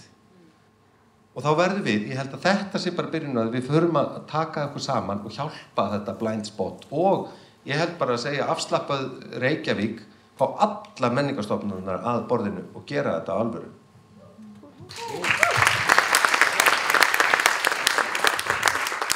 Já, takk fyrir. Ég ætla að hafa þetta stutta viðbót af því að margt hefur komið fram. Afslappað sýningahald, ég held að það sé að aukast. Það var nú eitt af því góða sem Sviðslistamiðstöð hefur gert hérna á síðustu misserum var að fá sérfræðinga hingað til lands til þess að fræða okkur og hjálpa í senunni, stofnunum og sjálfstæða geiranum og það var frábær vinnustofa sem var haldin til þess að kenna okkur, ala okkur upp og ég held að það sé að byrja að bera ávöxt og ávexti út allt og það hefur verið í gangi í Þjóðleikhúsinu og hér og víða og verður eflaust meira en minnst þetta áhugavert þegar þú ert að nefna Kolbrún með hérna gesti sem að láta táknmálstúlkana trufla sig af því að við höfum alveg orðið vör við þetta líka með að við textum sýningar í Þjóðleikhúsinu allar uppsetningar eru textaðar á ákveðinni sýningu sem að maður hefði nú haldið að væri lítið að bögga þá sem ætla ekki að nýta sér textan en meira segja það veldur því að margir gestir sem ætla ekki að lesa textan tala bara íslensku að þeim finnst það mjög truflandi að sjá textan Þannig að og fólk færi sig af sýningu þegar það átt að sjá að það sé textun á sýningunni. Þannig að það bara rosalega langt í land með að áhorfendurnir okkar séu með líka sko. Þannig að þetta vegferð, en við þurfum bara að halda áfram og þannig að við verðum betri í dag en í gær og enn betri á morgun. Og svo þetta físíska aðgengið eilíða verkefni og eins og það sem þú nefnir með aðgengi hjólustóla í Stórasal Þjóðleikhússins, það bara risastórt vandamál sem hefur verið viðvarandi í 75 ár. Það var kannski ekki mikið rætt fyrir 75 árum, en sannarlega eru menn meðvitaðir það í dag og undanfarin ár. Vandamálið að húsið var byggt með þessum hætti og það kostar mikla peninga að breyta því. Við höfum verið í Þjóðleikhúsinu að berjast fyrir því að þessu sé breytt, að salnum sé breytt, þannig að hjólastólar komist inn í röðina, þannig að þetta sé ekki bara sikkvort plássið á sikkvorum endanum. Og það búið að hanneta, þetta liggur allt saman fyrir, en það fjárveitingavaldið sem tekur ákvarðanirnar, Framkvæmdasýsla ríkisins, sem tekur ákvarðanir byggingar Þjóðleikhúsins, því þetta eru þjóðarbyggingar. Þetta ekki sem sé Þjóðleikhús, þessi stofnun sem á byggingarnar eða rekuðar eða tekur ákvarðanir fjárfestingar. Það sem við hins vegar getum gert að færa rök fyrir því og berjast fyrir því, sem við sannarlega erum að gera. Og þetta í það minnst að koma það langt að það búið að hanna þetta og þetta svona handan við hornið. Og sama með aðgengi að kassanum sem var heldur ekki hannað sem leikhús og klárlega ekki hannað á tíma sem að tekið var nægilegt tillit til aðgengis, að það búið að hanna betra aðgengi, reynda til bráðabirgða, en það búið og setja upp til bráðabirgða, búið að hanna framtíðarlausn sem að fer í framkvæmd. Og býttu nú það var einn punktur í viðbót sem ég ætlaði að koma inn. Já, kannski bara það sem mjög nærtækt, að til dæmis, fyrir nokkrum árum var aðgengi að framhúsi Þjóðleikhússins bætt með því að bæta við lyftu og þess að þannig það orðið miklu betra. En stóra vandamálið í gömlu byggingunni, þessari byggingu sem var hönnuð og teiknuð fyrir 90 árum og opnað fyrir 75 árum, að það ennþá fyrir aftan sviðsramma bara ómögulegt að komast fyrir hreyfihamlaða. En núna í sumar farið í fyrsta skipti í það að hanna salernisaðstöðu sem aðgengileg hreyfihömluðum. Þannig að það að verða það verið að taka skref og breikka dyr og upp og þess að þar, en vonandi verða breytingarnar hraðari núna næsta árum. Það í það minnst að búið að berjast í því og það verið byrjuð að sjá árangur, vonandi verður hann hraðari en á síðustu 75 árum. Kolbrún ætlar að segja? Mér langaði svo líka að bæta við það sem kostar kannski ekki mikið, allar þessar breytingar og svo dýrar og taka langa tíma. En til dæmis, bara ein sýning sem rosalega vinsæl, til dæmis Eltum veðrið. Hvað hefur verið, ég fór á hana og ég sá bara, það verið svo gaman, hefði kannski verið einhver fólk í útölu sem tala táknmál. Það væri ekki hægt að bæta því bara inn í. Það væri Íslendingar sem væri að tala táknmál bara á sviðinu, í tjaldi. Og svo kemur bara einhver önnur, aðrir hópar, einhver hjólastóli eða ægjum eða göngu. Aðeins bara maður upplýðir bara, já, ég tilheyri þessari þjóð, já, einmitt, skiljið. Það kostar ekki mikið. Og það líka hópur hér sem heitir Perlan, hópurinn Perlan. Fúsi í honum. Það hægt að fá einhverja leikara þar upp á svið. Hvar eru þau? Einmitt. Ég ætla ekki að leyfa ykkur að tala. Af því að við erum að renna út á tíma. Mér langar að opna þetta út í sal fyrir nokkra spurningar, 2-3 spurningar til ykkar í salnum. Ok. Ég skal Ég var einið aftast. Já. Ég nefnir að koma upp og tala í mikrofónum svo þetta fara inn á kameru. Já. Og svör bara stutt og hnitmiðuð og skýr og lausnamiðuð. Góðan daginn, kæra samkoma. Takk fyrir þessar frábæru umræður. Ég heiti Guja Sandholt, ég listrænn stjórnandi óperudaga. Mér langaði bara til þess að spyrja hvort að við megum fá að vera örlítið meira með í orðaræðinni sviðslistirnar. Þetta bransadagur sviðslista og það væri gaman bara að fá að heyra rödd óperulista fólks örlítið hærra af því að sérstaklega ef við erum að tala um framtíð sviðslistana. Það mikið sem að liggur við og við erum að vona að áformin nýja óperu í samstarfi við Þjóðleikhúsið muni verða að veruleika og við höldum, ef ég tek mér það besta leyfi, að tala fyrir okkar hóp, Bjarni, og var ekki Þóra hérna líka? Jú, bara skaffi maður. Já, við höldum að þessi breyting verði ótrúlega góð fyrir okkur öll og talandi að vinna saman. Þetta stórt samstarfsverkefni að því í óperunni þá fá svo margir vinnu. Þetta ekki bara söngvarar. Þetta allir sem að koma að sviðslistunum. Og það ég held okkur langar bara til að fá að vera með. Megum við vera með. Við erum rosalega sérhæfðir.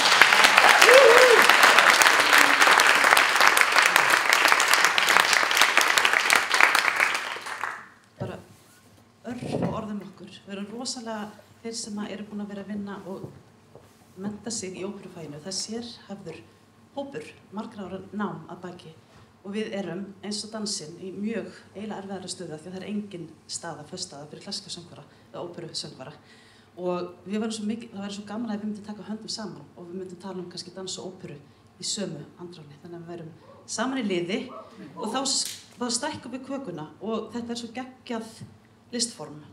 Og við þurfum ekki að vera hrædd við það og það hægt að gera það bæði stórt og smátt og það hægt að gera svo margt með það.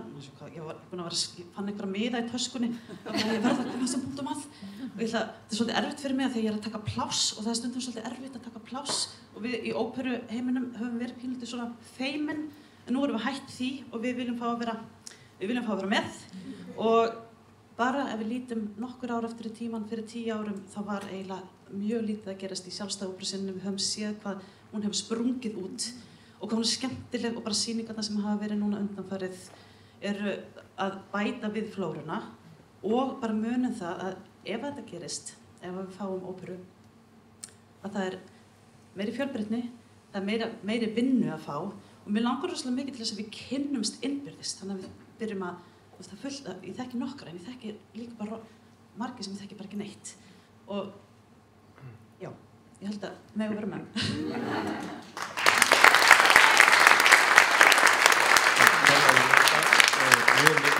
Mjög mikilvæg rödd og gríðarleg gróska sem hefur verið í sjálfstæðu óperusinni undanfarin ár og sko mín spurning til ykkar út frá þessu hvernig getið þið, valdhafar, stofnana æðsta fólk sviðslista á Íslandi, takk fyrir og bless hvernig getið þið og við öll saman ýtt undir þessa þróun að við verum saman í þessari senu að við tökum og búum til þetta rými fyrir óperu, bæði íslensku óperuna eða þjóðaróperu og sjálfstæða senuna innan óperuna án þess að taka af okkar eigin milljörðum. Magnús? Ég kannski koma að byrja rétt aðeins. Bara stuttalega. Sko, það náttúrulega búið að vera algjörlega stórkostlegir hlutir að gerast í óperusenunni síðustu árin og þvílík gróska. Og ég held að það sé ástæðan fyrir því að það verið að taka risastórt skref, stærsta skref í sögu óperulista á Íslandi. Stjórnvöld lögðu við hlustir og það var bara vegna þess sem var að gerast. Það var ekki vegna mótmæla á Austurvelli út af stöðu óperunar, heldur bara vegna þess sem að þið eru búin að vera að gera, að þá lögðu stjórnvöld við hlustir, bæði fyrir ríkisstjórn og þessi ríkisstjórn, og það frumvarp sem bara mjög mikil sáttum og hún farin í gegnum allt. Nýja ríkisstjórnin ákvað að taka eiginlega bara upp sama frumvarp og síðasta ríkisstjórn var eiginlega búin að klára. Ef að ríkisstjórnin hefði ekki sprungið í hvað var það, október, nóvember, þá hefði óperufrumvarpið verið samþykkt í nóvember sko. Við vorum bara pínu óheppin með tímasetningu á þessu stjórnarslitum, annars væri þjóðarópera eða ópera í Þjóðleikhúsinu orðin að veruleika. En ný ríkisstjórn lagðist bara yfir málið og var bara sammála þeirri fyrri og setti málið í farveg og það búið að fara í gegnum alla nefndir og þess aftar og það bara mjög mikil samstaða frumvarpið í bransanum og meðal allra þessar svokölluðu hagaðila eða hagsmunaaðila og nú býður þetta frumvarp bara eftir því að vera afgreitt frá Alþingi en það styttist í sumarið og pólitíkin þannig að nú þurfa stjórnmálaflokkarnir að fara að sammælast hvaða mál eru sett í forgang og vill til það yfirgnæfandi meirihluti á þingi fyrir þessu máli en það bara spurning hvort að öll hin stóru málin sem snúa einhver allt öðru veiðigjöldum og skattlagningu og sölu banka og alls konar svona málum, hvort að þau verði sett í þannig forgang að góð mál sem allir eru sammála eða meira og minna allir á þingi, að það verði sagt, ok, við náum ekki að klára þetta og þá dettu það neðst í bunkan og þá byrja nýtt þing næsta haust og það þarf að byrja aftur á byrjun. Það þarf aftur að fara með þetta í gegnum allt ferlið. Þannig að til að láta þetta mál verða veruleika, við erum búið að margræða, búið að kalla eftir álitum og svo framvegis, til að það verða veruleika þá er mikilvægast að bara við nippum í okkar þá sem við þekkjum í þessum þingflokkum og sem bara ekki láta þetta mál aftur frestast fram yfir sumar. Það gerist fyrir ári síðan. Þá voru líka allir sammála, sko. Þannig að ég held að þetta sé ágætis bara áminning hvað stjórnmálamenn geta lagt vel við hlustir ef hlutirnir eru gerðir vel og rétt eins og þeir hafa verið í óperunni, en líka hvað það er mikilvægt að við bara séum rödd menningar og sem ekki, þó að það séu stór mál sem snúa veiðigjöldum og öllu þessu, ekki gleyma menningunum. Hún má ekki alltaf vera bara málefni númer 10, 11 og 12, sko. Það má alveg vera á topp 5, sko. Sérstaklega þegar menning er þriðji stærsti atvinnuvegur Íslands. Eru þið með fleiri kommenta á þetta örstutt? Kannski bara örstutt. Ég var að mynda að hugsa þetta áðan bara. Við erum aldrei búin að segja orðið ópera hérna í tvisvar. Ok, búið að telja. Ok.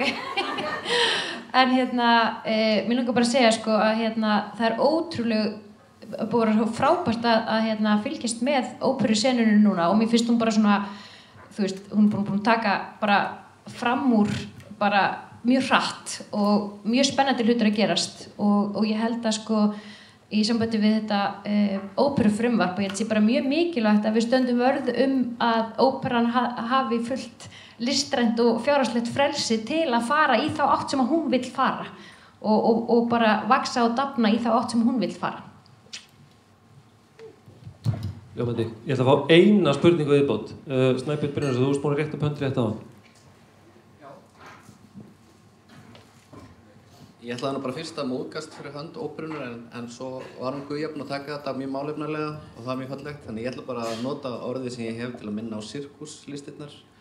Það er engin fulltrúar frá sirkuslistum hérna en ég er ekki móðgaður fyrir þeirra hönd af því þau eru bara svo upptekinn af því það er listað af því Tjarnarbíó í kvöld. Þannig að þið getur komið og séð stöðu sirkusgeirans bara núna á eftir eða á morgun. Þannig að ég ætla ekki að lengja leikur, ég ætla bara að plugga.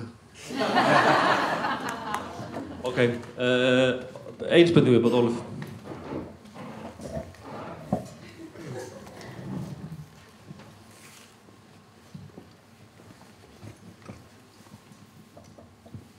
Já, þetta er ekki spurning, en fulltrúi framtíðarinnar var hérna, en ég get verið fulltrúi fortíðarinnar sem að kom heim og námi 93 og leit hér og sagði já, nú er ég tilbúin að fara að vinna í sjálfstæðisvinnunni og það var enginn.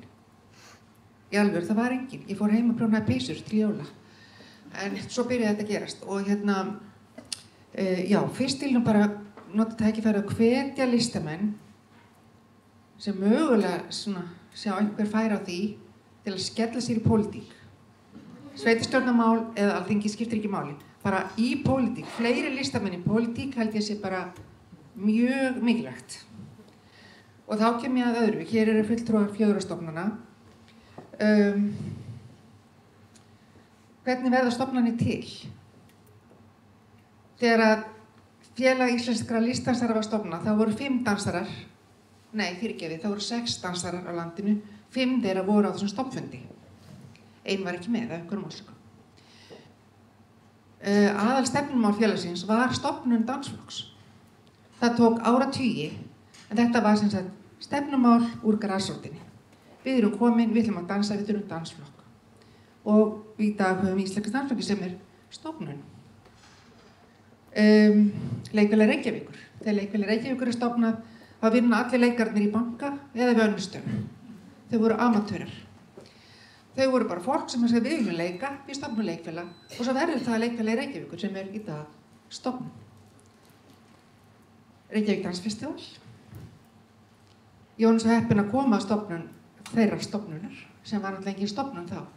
Það var bara hópur af dansöndum, við vorum 5. Við hittumst í heilan vetur til að ræða hvernig getum við, sem sjálft að segja, þetta er nokkrum árum eftir að ég kom heim úr námi, nota benni, ég var búin að finna þarna nokkra aðra.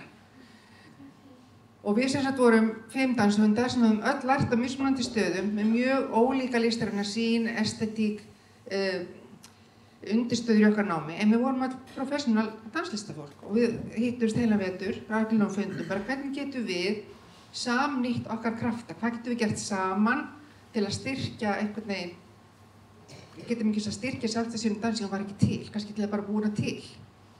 Og okkar niðurstaða var að lokum að búa til festival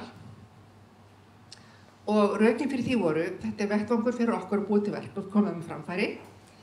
Við þurfum ekki að vera listrænt sammála, það getur bara hver gert sitt. Við þurfum ekki að einhvern veginn gera á mikil málamiðlun, en sameinast það sem við getum sameinast annað ekki. Og í dag þetta orðið áratugum hátíð, það búið að breytast mjög mikið. En sko, þá komum við hinni hliðin. Ég byrjaði að segja meiri listamenn í pólitíka, því að það er að ofan sem að ákvarðanirnar koma fjármál, strúktúr og svo framvegis. En á sama tíma segi ég, grasrótin er það sem allt kemur í raun og grasrótin verður að skilgreina hvers konar stofnanir þurfum við, hvers konar stofnanir viljum við hafa, hvaða strúktúr, hvaða infrastrúktúr viljum við hafa. Og það verður grasrótin að skilgreina. Hins vegar mjög mikilvægt að það gerist svona eins og þegar dansverkstæði var stofnað og ég var líka með í því.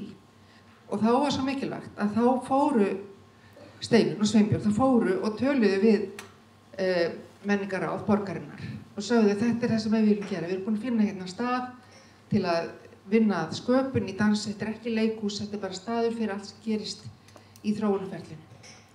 Og við erum búin að finna staðinn en við þurfum smá aðstoð.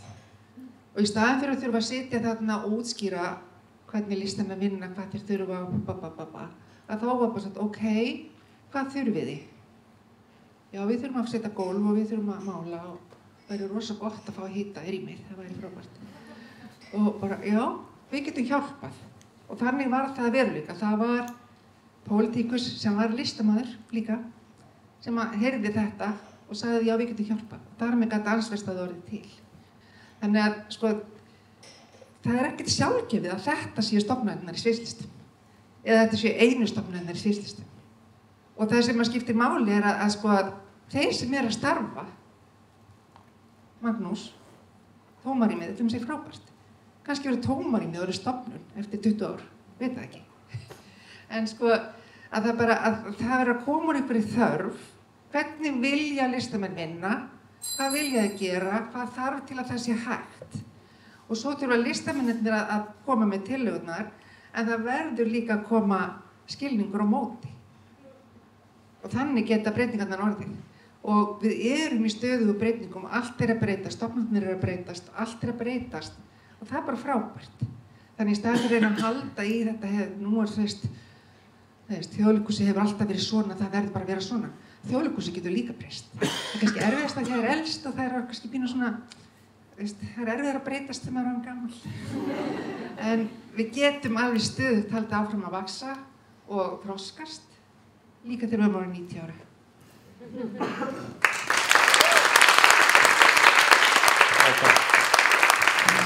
Takk kærlega fyrir þetta, Ólöf. Ég ætla að láta þetta vera lokaorðin. Eftir ég segi eitt, að ég ætla að taka undir með Ólöfu með pólitíkina.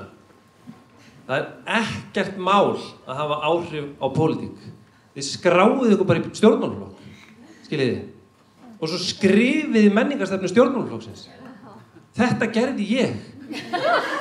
Fyrir Samfylkinguna sem í valdastöðu í borginni og í ríkinu og þau eru með menningarstefnu, ef þau lesa menningarstefnu sína þá eru þau fótt af því að þau þurfa að dæla peningum í menningu samkvæmt menningarstefnu sem ég skrifaði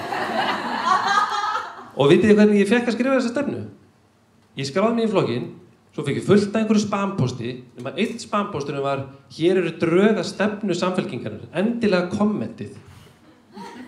Þetta er ekki flókið, sko. Þið bara skráðu ykkur í stjórnmálaflokk, Sjálfstæðisflokkurinn, hann er ekki með stefnu í menningar og listamálum síðast í kíkti. Flokkur fólksins, gleymdu því. Þú veist, þarna eru tækifæri. Þetta eru ráðandi öfl í landinu og þau sem stýra peningunum okkar. Skráið ykkur í stjórnmálaflokka. 2 eða 3. Skiptir ekki máli. Ok, anyways. Mér langar að þakka ykkur kærlega fyrir þáttökuna. Ég ætla að afhenda Frikka mikrofónið svo ég fari ekki að segja eitthvað meira rugl. Takk fyrir mig. Takk Kalli, takk kærlega því sem sátu hér í panel og því sem komu upp. Ég langar að segja af því að það var verið að tala strategíu og samstöðu og alla þá vinnu sem það er að gera og peningaleysið og húsnæðisleysið og svo framvegis að þá til sviðslistastefna hún liggur kannski hún í skúffu hjá ráðherra vonandi upp á borði en hún var tilbúin rétt fyrir stjórnarslit þá var hún komin til ráðherra þá og Lilju Alfreðs en svo flosnaði upp úr stjórnarsamstarfinu og þá var hún sett til hlíðar þannig að hún býður þess rétt eins og lögum þjóðóperu og þá þarf þetta að fara fyrir þingið líka en þar tekið á öllum þessum þáttum sem við höfum verið að ræða hér með einhverju leyti það voru yfir 20 samráðshópar það var 20 viðtöl sem við áttum við alls konar hagaðilega í undirbúningi á sviðslistastefnu og svo var einn stór fundur í Þjóðleikhúsinu þar sem margir sóttu og svo var 10 manna hópur skipaður af alls konar hagaðilum sem unnu að sviðslistastefnu statt og stöðugt í heilt ár en því miður þá gerist það að stjórnarsamstarfið slitnaði og stefnan varð eftir og það svo næsta þá mál hjá okkur sem höfum starfað að þessu að halda áfram með þetta. En þetta voru bara smá fréttir af þessu öllu. Eitt sem við langar líka til að benda á af því að við vorum að tala óperuna að það komið út glænýr podcastþáttur í seríunni Sviðsljósið sem hlaðvarp Sviðslistamiðstöðvar. Þetta 4. þátturinn sem kemur út. Við höfum haft 3 þætti áður meðan hans Snæbjörn og hver á með já, allavega það 3 þættir komið út fyrir 4 þættir þetta 4. þátturinn og þetta hægt að finna inn á Spotify en þá höldum við áfram með dagskrána sem hér í dag og næst ætla ég að bjóða Örnu Magneu Dangs að stíga hér og flytja segja okkur frá sínu sjónarhorni. Gjörðu svo vel.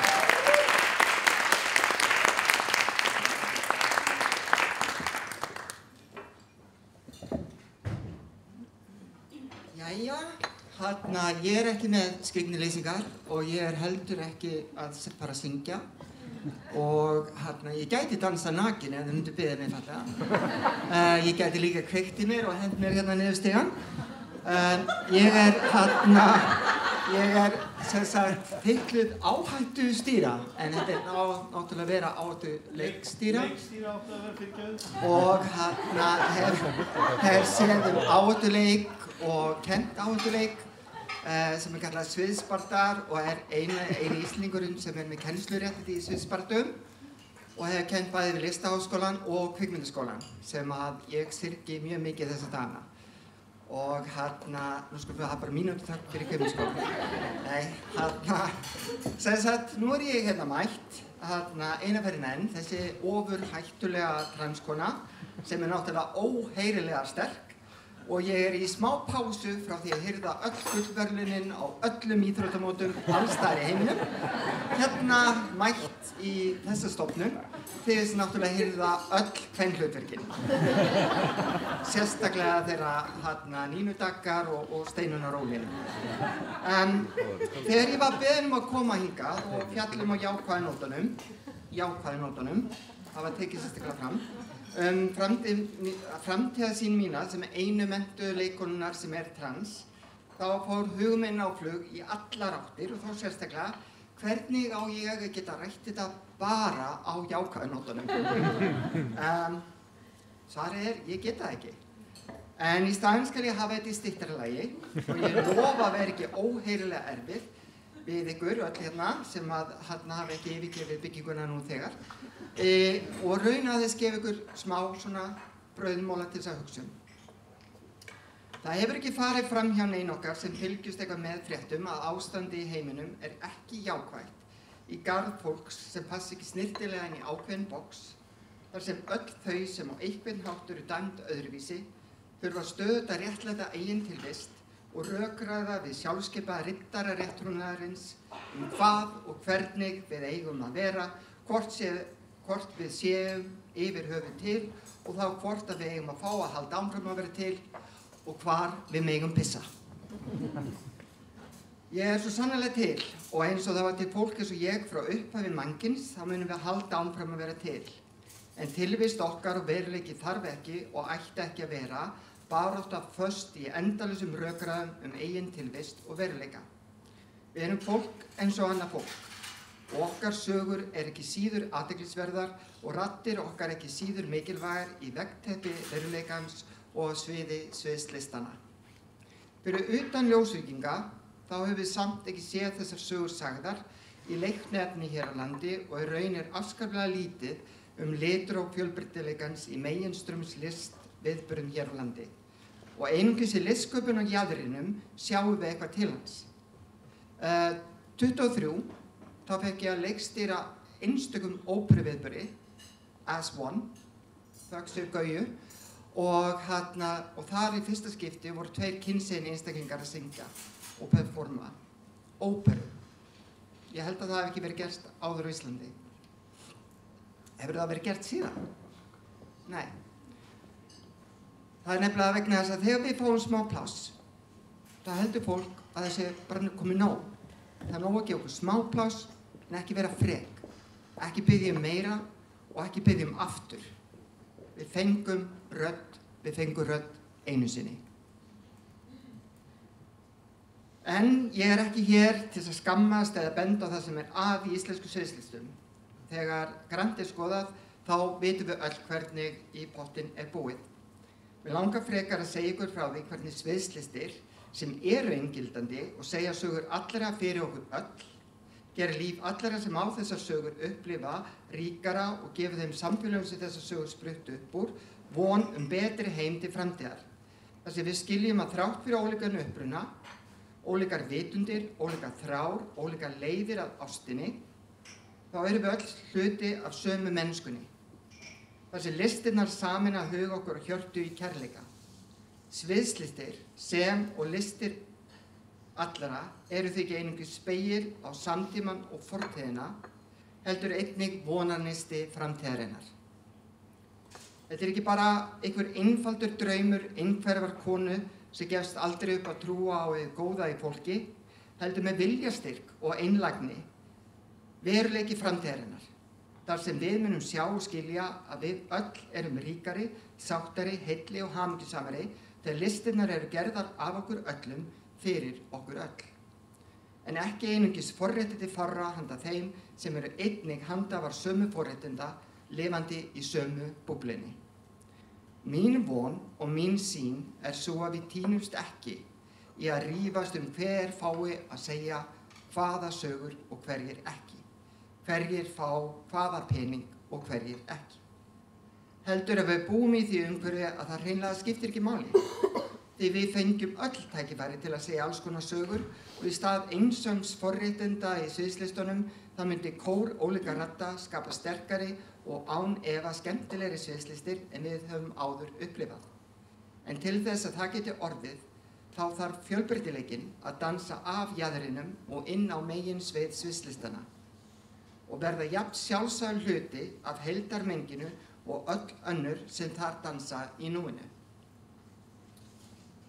Þangað til að við getum náð þangað í þessari útópíu, þá getum við hvorki réttlætt né krafist þess að fólk í forréttindastöðu fái ein að segja allar sögunar, bæði sínar eigin sögur og annarra. Fjölbreytileikinn ekki bara vara til að hagnast af, heldur veruleiki og líf margra sem nú hafa fáar sem engar raddir. Fáar sem engar sögur, sagðar af einlægni þeirra sem þær hafa lifað, að finna innan íslensku sviðs- og sjónslistana og ábyrgðin á því liggur alltaf hjá þeim sem hafa valdið til að framkvæma.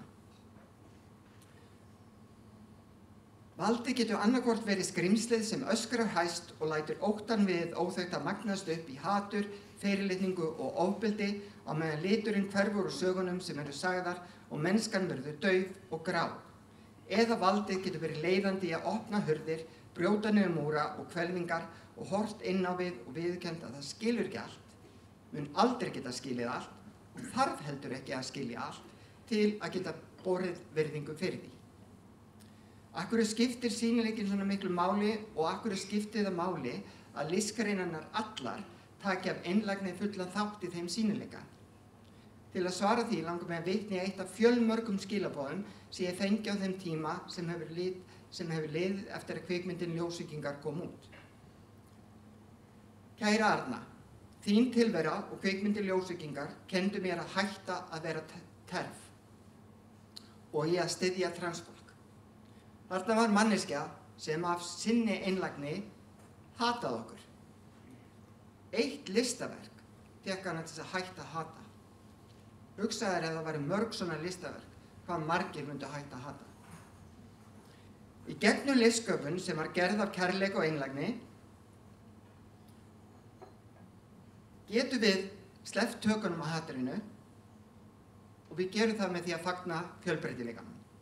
Þannig að skipti það máli að fjölbreyttar sögur séu sagðar af því fólki sem hefur lifað þær og listin hafa alltaf verið í fararbroddi jákvæðra breytinga til batnaðar fyrir okkur öll, sérstaklega listirnar á jaðrinum, þá sjaldan aldrei verið mikilvægara fyrir fólk sem tilheyra minnihlutahópum að vera sýnileg bæði innan sem utan listarinnar og akkurat núna, á þessu tímapunkti, í þessu meirleika eins og heimurinn í dag. Verum því betri, gerum betur og munum að láta ekki óttann sigra og það að velja kærleikann alltaf áhætta sem þess virði að taka. Takk kærlega.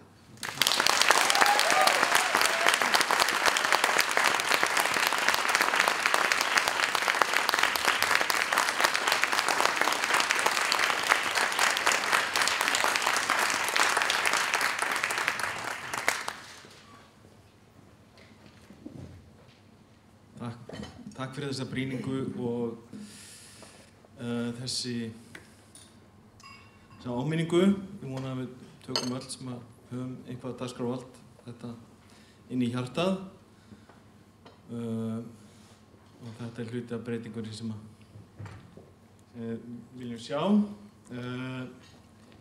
Nú ætla ég að bjóða Rebekku Hidalgo koma hér og vera með okkur.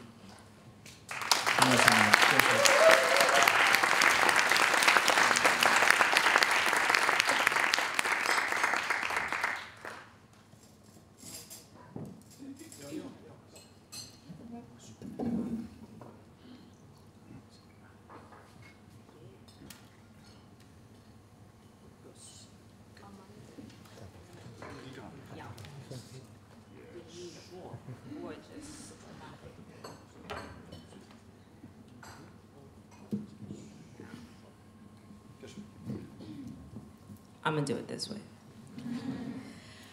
Hi everyone, and tak Arna for an amazing speech. I'm sure some of you might be a bit nervous that I'm up here because I might just yell at you for not doing enough for inclusion.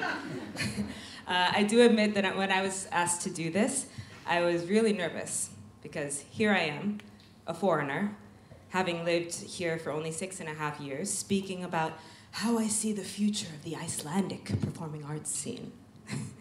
But then I thought, okay, that's the point. The future is different from the past. It's different from the now. It's new. It's also a world of endless possibilities. I want to start by expressing my gratitude to Vala and Friðrik for having me here today, and also to the Icelandic performing arts community for welcoming me. And I too was also told to stay positive today, so I'll do my best not to discipline you too harshly. But the truth is I'm a Dominican girl from Brooklyn and I hold on to that stereotype with pride, so let's see what happens.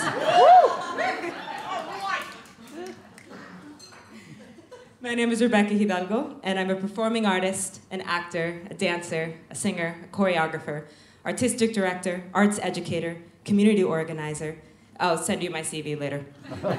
Activist through it all, and I'm one of the 3 co-founders of the collective Rec Arts Reykjavik. That's us. I'm here today to give my perspective on the question, hvernig sviðslistir og fyrir hvern? What kind of performing arts stories do we need, and who are they for? I'm going to be talking about perspectives, power, tokenism, and the responsibility that we hold within the performing arts. Before I move on, I really want to ask everyone here if you've ever been on a creative team or in a show or on the decision-making team of a theatrical production. I want you to think of maybe the most recent show you've worked on. And I'm going to actually flip the prompt of this speech and ask you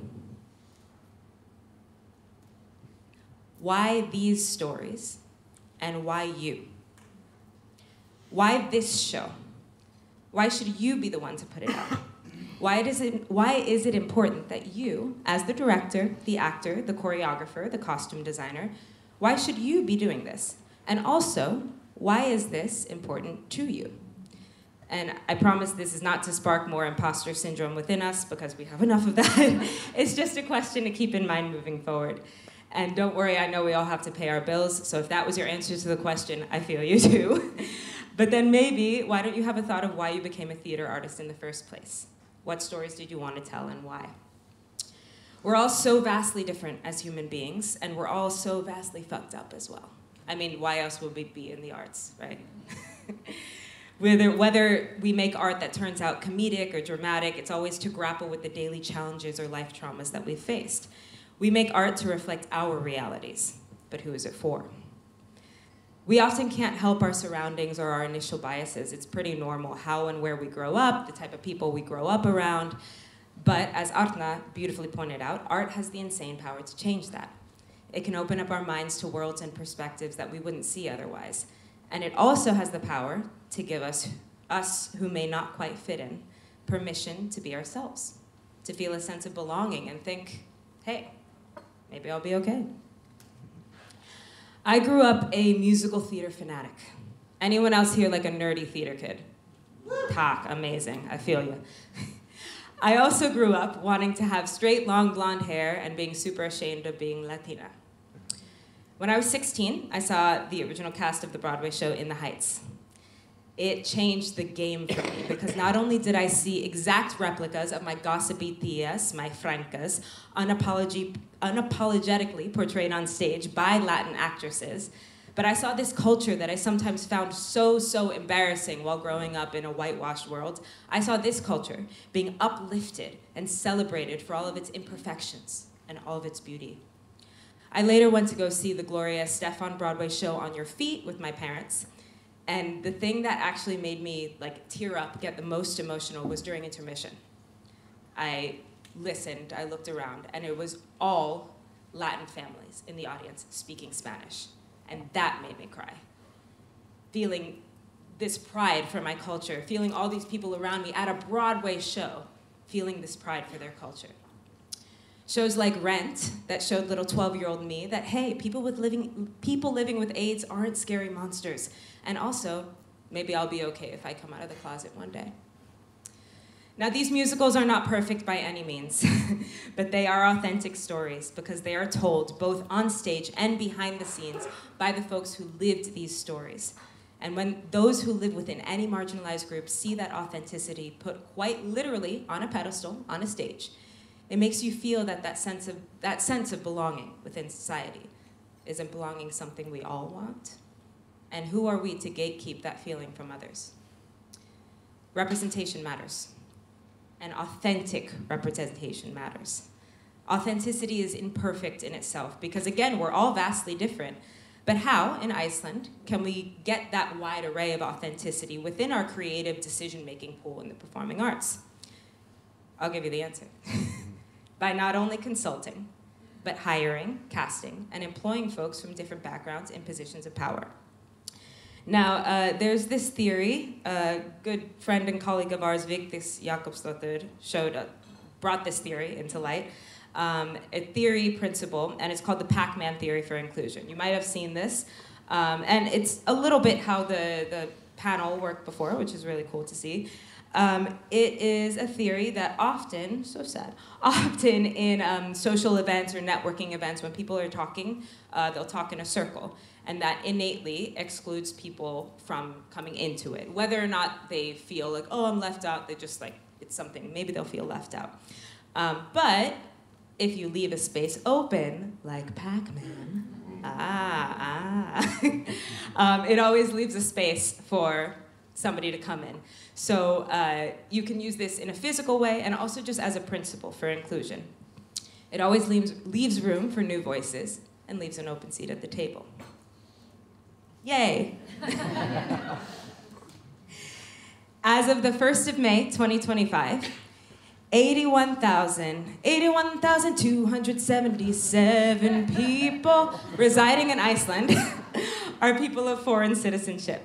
That's 19.9%. I'm assuming a good portion of these folks may enjoy attending the theater, and that also a good portion of these folks are artists themselves. And we're a nation of much more than that. There are disabled folks, queer folks, people of color, mixed families, and people who intersect all of these identities. Some people have all kinds of these folks in their lives, and some people don't. Art has the immense power to immerse audiences into seeing the world through the eyes of another, and that's called empathy. As we may know, there's a growing lack of empathy in our world, especially within the youth. And aren't the youth also the future of arts, the future of everything? We've seen really, really horribly how content has the power to bring on extreme feelings of hate towards others, especially within young people. Why not use the power we have as art makers to bring on empathy? I'm going to go back to the Pac-Man theory. Where was I? How do we in the performing arts scene in Iceland implement this? What often tends to happen is tokenism. The reality is, when we're starting from scratch, sometimes somebody has to be the token. They have to truck through and be a beacon for change. It's just the truth. But it is exhausting. Tokenism can lead to burnout. Having no safe space or environment to speak your mind. It's why, when we're trying to grow a plant, we don't just put down one seed. We put down a few. And of course, we water them to be able to make our plant grow. So you can't really say you're trying to change things if you put one seed down and never water it, right? And that is my wife Eva's amazing metaphorical definition of tokenism. Tak, Eva. Another really good one that she had is, if you use tulip seeds and expect a sunflower field to grow, you shouldn't be surprised when you only see tulips. Just sit on that one for a second. So how can we combat tokenism? By investing in people, not betting on them. I want to point out some shows from the past few years that have been on the that have been performed in the main houses here. Góða ferð inn í gömul sár and Góðan daginn faggi. These two shows are made by queer people with a team of queer people, performed by queer people, and guess what? The Icelandic queers came out in droves to see these shows. Tujessa Drogo by Leikfélag Polis here at Borgo. I had the same experience when I saw this as I did at On Your Feet, and I'm not Polish, but I was literally walking into Litlasvið, and I almost started crying because I was hearing all of these people around me speaking Polish, excited to see this play about their people, about their experience. And even the ushers were speaking Polish, and it was just like this it was an amazing, amazing experience. This small moment of art, of the joy of theater, of comedy, gave them some sort of feeling of belonging in this country. Íslandsklukkan by Leikhópurinn Elephant in 2023, amazing show. Seeing in the audience, I saw young black and young mixed race Icelandic folks finally seeing an image of themselves on stage as Icelandic, in an Icelandic classic, when maybe on the day-to-day they've been told otherwise. These shows, and more, are all a push in a wonderful direction for the performing arts. But can anybody tell me what they all have in common? That's not a rhetorical question. Yes, Ekle. Yes, and? She said they weren't on the big stage. Yes, and? Anyone else? Independent shows. Samstarfverkefni. They were all samstarfverkefni, not house shows or main stage shows. When you are samstarfverkefni, there's way more pressure to be perfect. There's way more pressure to please. and not enough room to grow. That's not to say it's not a good thing. Like Samstarfsfélag company is a great way to get shows in. I'm not saying that it's not a good thing. Please, more. We build a more inclusive future for Icelandic theater by investing in people, not betting on them. So where are all these diverse performers and creators that we talk about? They're here. And here. And here. So House of Revolution is a variety show that we have been hosting for the past 2 years, going into our third at Þjóðleikhúskjallarann. And before even doing House of Revolution, we did Listahátíð. And before doing Listahátíð, we had done over a year of open and free community workshops. Places to talk, learn, share artistic skills, and a place for everyone. We've never limited who comes to our workshops because our philosophy is that we wish to create a majority from the minority. Because if we're going to be advocates for ourselves, don't we need to understand the issues that others are facing? One of the ways we have accrued an amazing and diverse pool of talent is by having open calls or digital auditions for our shows.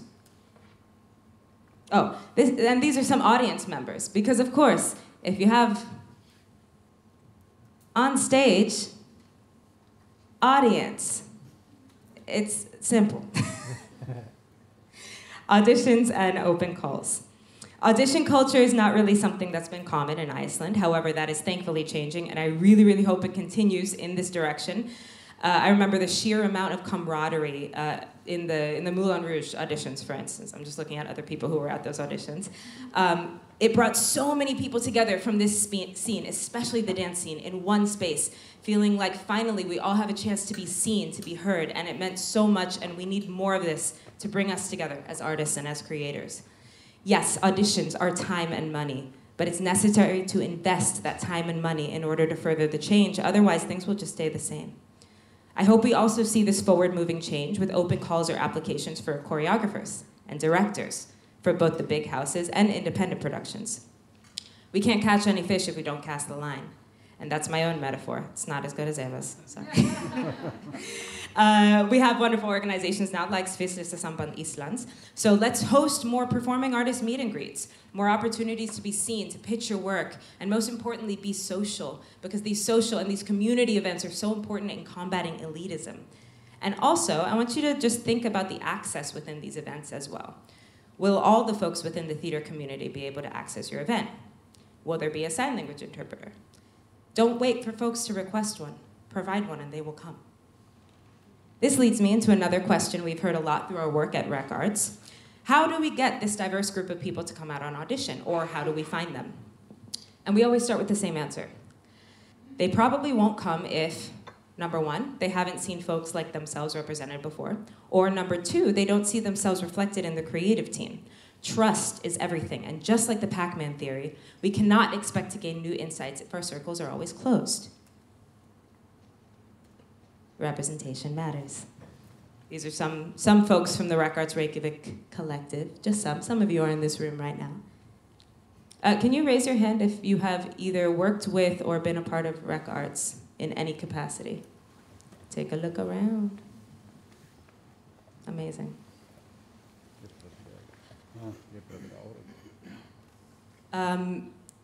I've had the privilege to work with incredible teams and artists here in Iceland, folks of all ages, all backgrounds, abilities, old school, new school. But the truth is that the first jobs I got here were through Reykjavik Pride and through getting hired on We Will Rock You by a fellow immigrant who made her mark here in the dance and choreography scene. FYI, musicals are a great way to learn a language or integrate immigrant artists into the scene.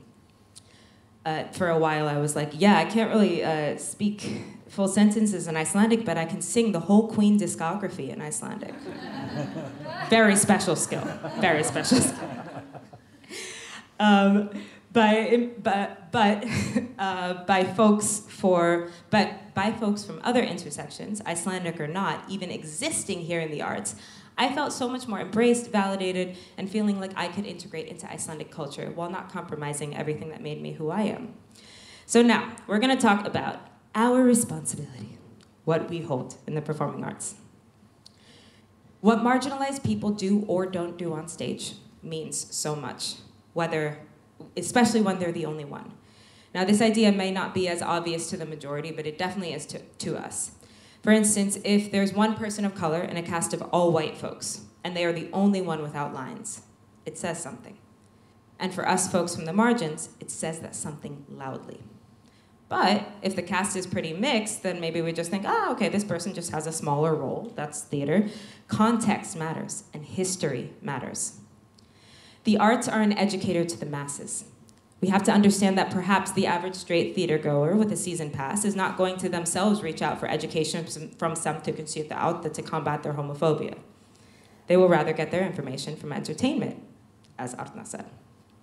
They may happen to see a wonderful play that happens to have a trans person in it, which may bring them into a deeper understanding. And it doesn't even have to be that deep, just people existing, dealing with everyday situations. For instance, a kid's play like Mama Click, where the lead character, Stella, her biggest problem was not that she was in a wheelchair, it was her embarrassing mom, her school drama with her friends. But it still pointed out some of the everyday struggles that society put on her about being in a wheelchair, but that wasn't the main plot point. With the performing arts, we have the wonderful opportunity to learn from each other. Therefore, we need to bridge the gaps between the main stage and between the others, not just offering a samstarfsverkefni to the minority projects, but saying, maybe, how can we at the very least have one main stage show per year that really brings the communities together or highlights an important story? Why not, if 20% of the population is of foreign origin, why not have 20% of your in-house shows that season made by folks of foreign origin? Why not put out an open call for works by artists of foreign origin living in Iceland? And also be transparent about your cause and your goals. Like, we want to have these people. Let's put an open call out. Why not have people like Kolbrunda, who has shown us her beautiful voice and hilarious wit in her show, Takk du Flugið Baby? Why not have her as a cast member in a main stage musical? Why not? Why not integrate your existing folks with the new ones from a different lens? Why not come up with ideas how to give low-income households in Iceland the opportunity to enjoy the theaters as well and still have money to pay your artists? We do have an idea for that, by the way, so theaters, if you're interested, Rack Arts available to talk. The first show I ever saw in Iceland, before I even knew Icelandic, was Blái Hnötturinn. I was floored and astounded. Not only were these kids incredibly talented, sharp triple threats, completely holding the show together on their own, but it was a show with an outwardly political message. And the kids were of all kinds, kids of color, disabled kids, kids of all shapes and sizes. And the show was not about their differences, but the diversity was visible. I was like, damn, Icelandic theater's progressive. And that can be seen as ironic now, but the quality of the show was insane. It was amazing. And one of the reasons for this show's success, this show, Fia Sol, was not just the wonderful writing, direction, and choreography, but the investment that they put into the kids and their training. Kids that, if not for this show, they might not be successfully now completing Atawi or acting in an international TV series. We see this push for inclusion and diversity and the investment in the main stage kids shows here. We see them pushing an educational agenda. Why not do this with the adult shows? Looking ahead, we're into the framtíð.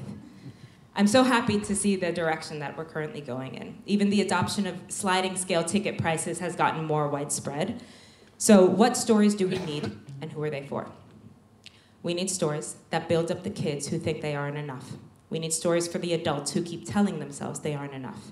We need stories that show different cultures and different worlds that live right here on this very small island with us, and stories that show all of our worlds overlapping and maybe the chaos that ensues. Stories where we aren't sensationalized, and also stories where we can fucking sensationalize ourselves if we want to. Actors speaking Icelandic with their foreign accent, sign language interpreters at more shows, and deaf performers on stage amongst hearing performers. A big blockbuster musical performed in multiple languages, a play about what it's like growing up black in Iceland, a scene with a disabled wheelchair user who happens to be queer seducing her lover. And the thing is, I've seen all of these shows in Iceland. Have you? Maybe some of you have, because you're very educated artist, cultural people, and you do want to better yourselves. But have they, your season pass holders? Did the same crowd who went to see New Leaf also go and see Góða Ferð? Maybe some did.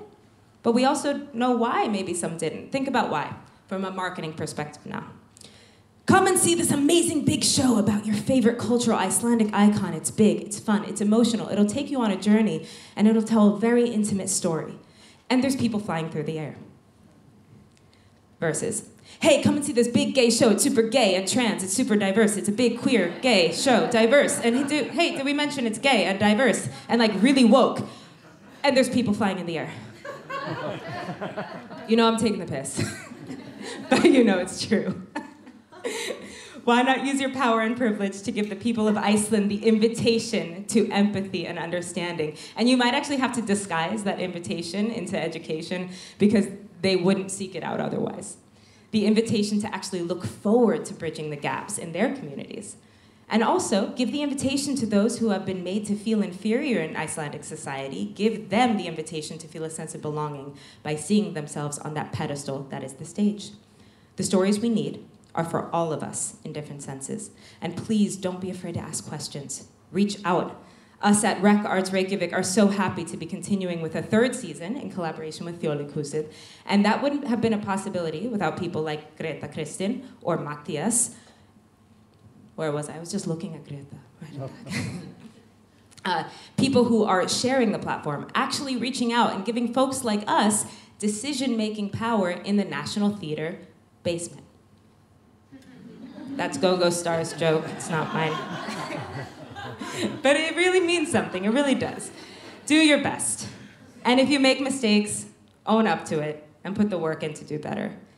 And if you have the privilege to, yes, you can use your platform to uplift other stories. If it's a cause or a theme that really means something to you and you don't have personal experience with it, that's okay. Reach out. Reach out to someone who does have this experience and ask if they want to collaborate with you. Ask what they need. Collaboration, not consultation, is key. Invest in us. Don't bet on us. And yes, that once again is a quote from my wife. She's over there. She'll take appointments later to give you words of wisdom. To end on a very classic Icelandic theater note, for all the animals in the forest to be friends, they all need space to be recognized, validated, and provided with the right space to grow.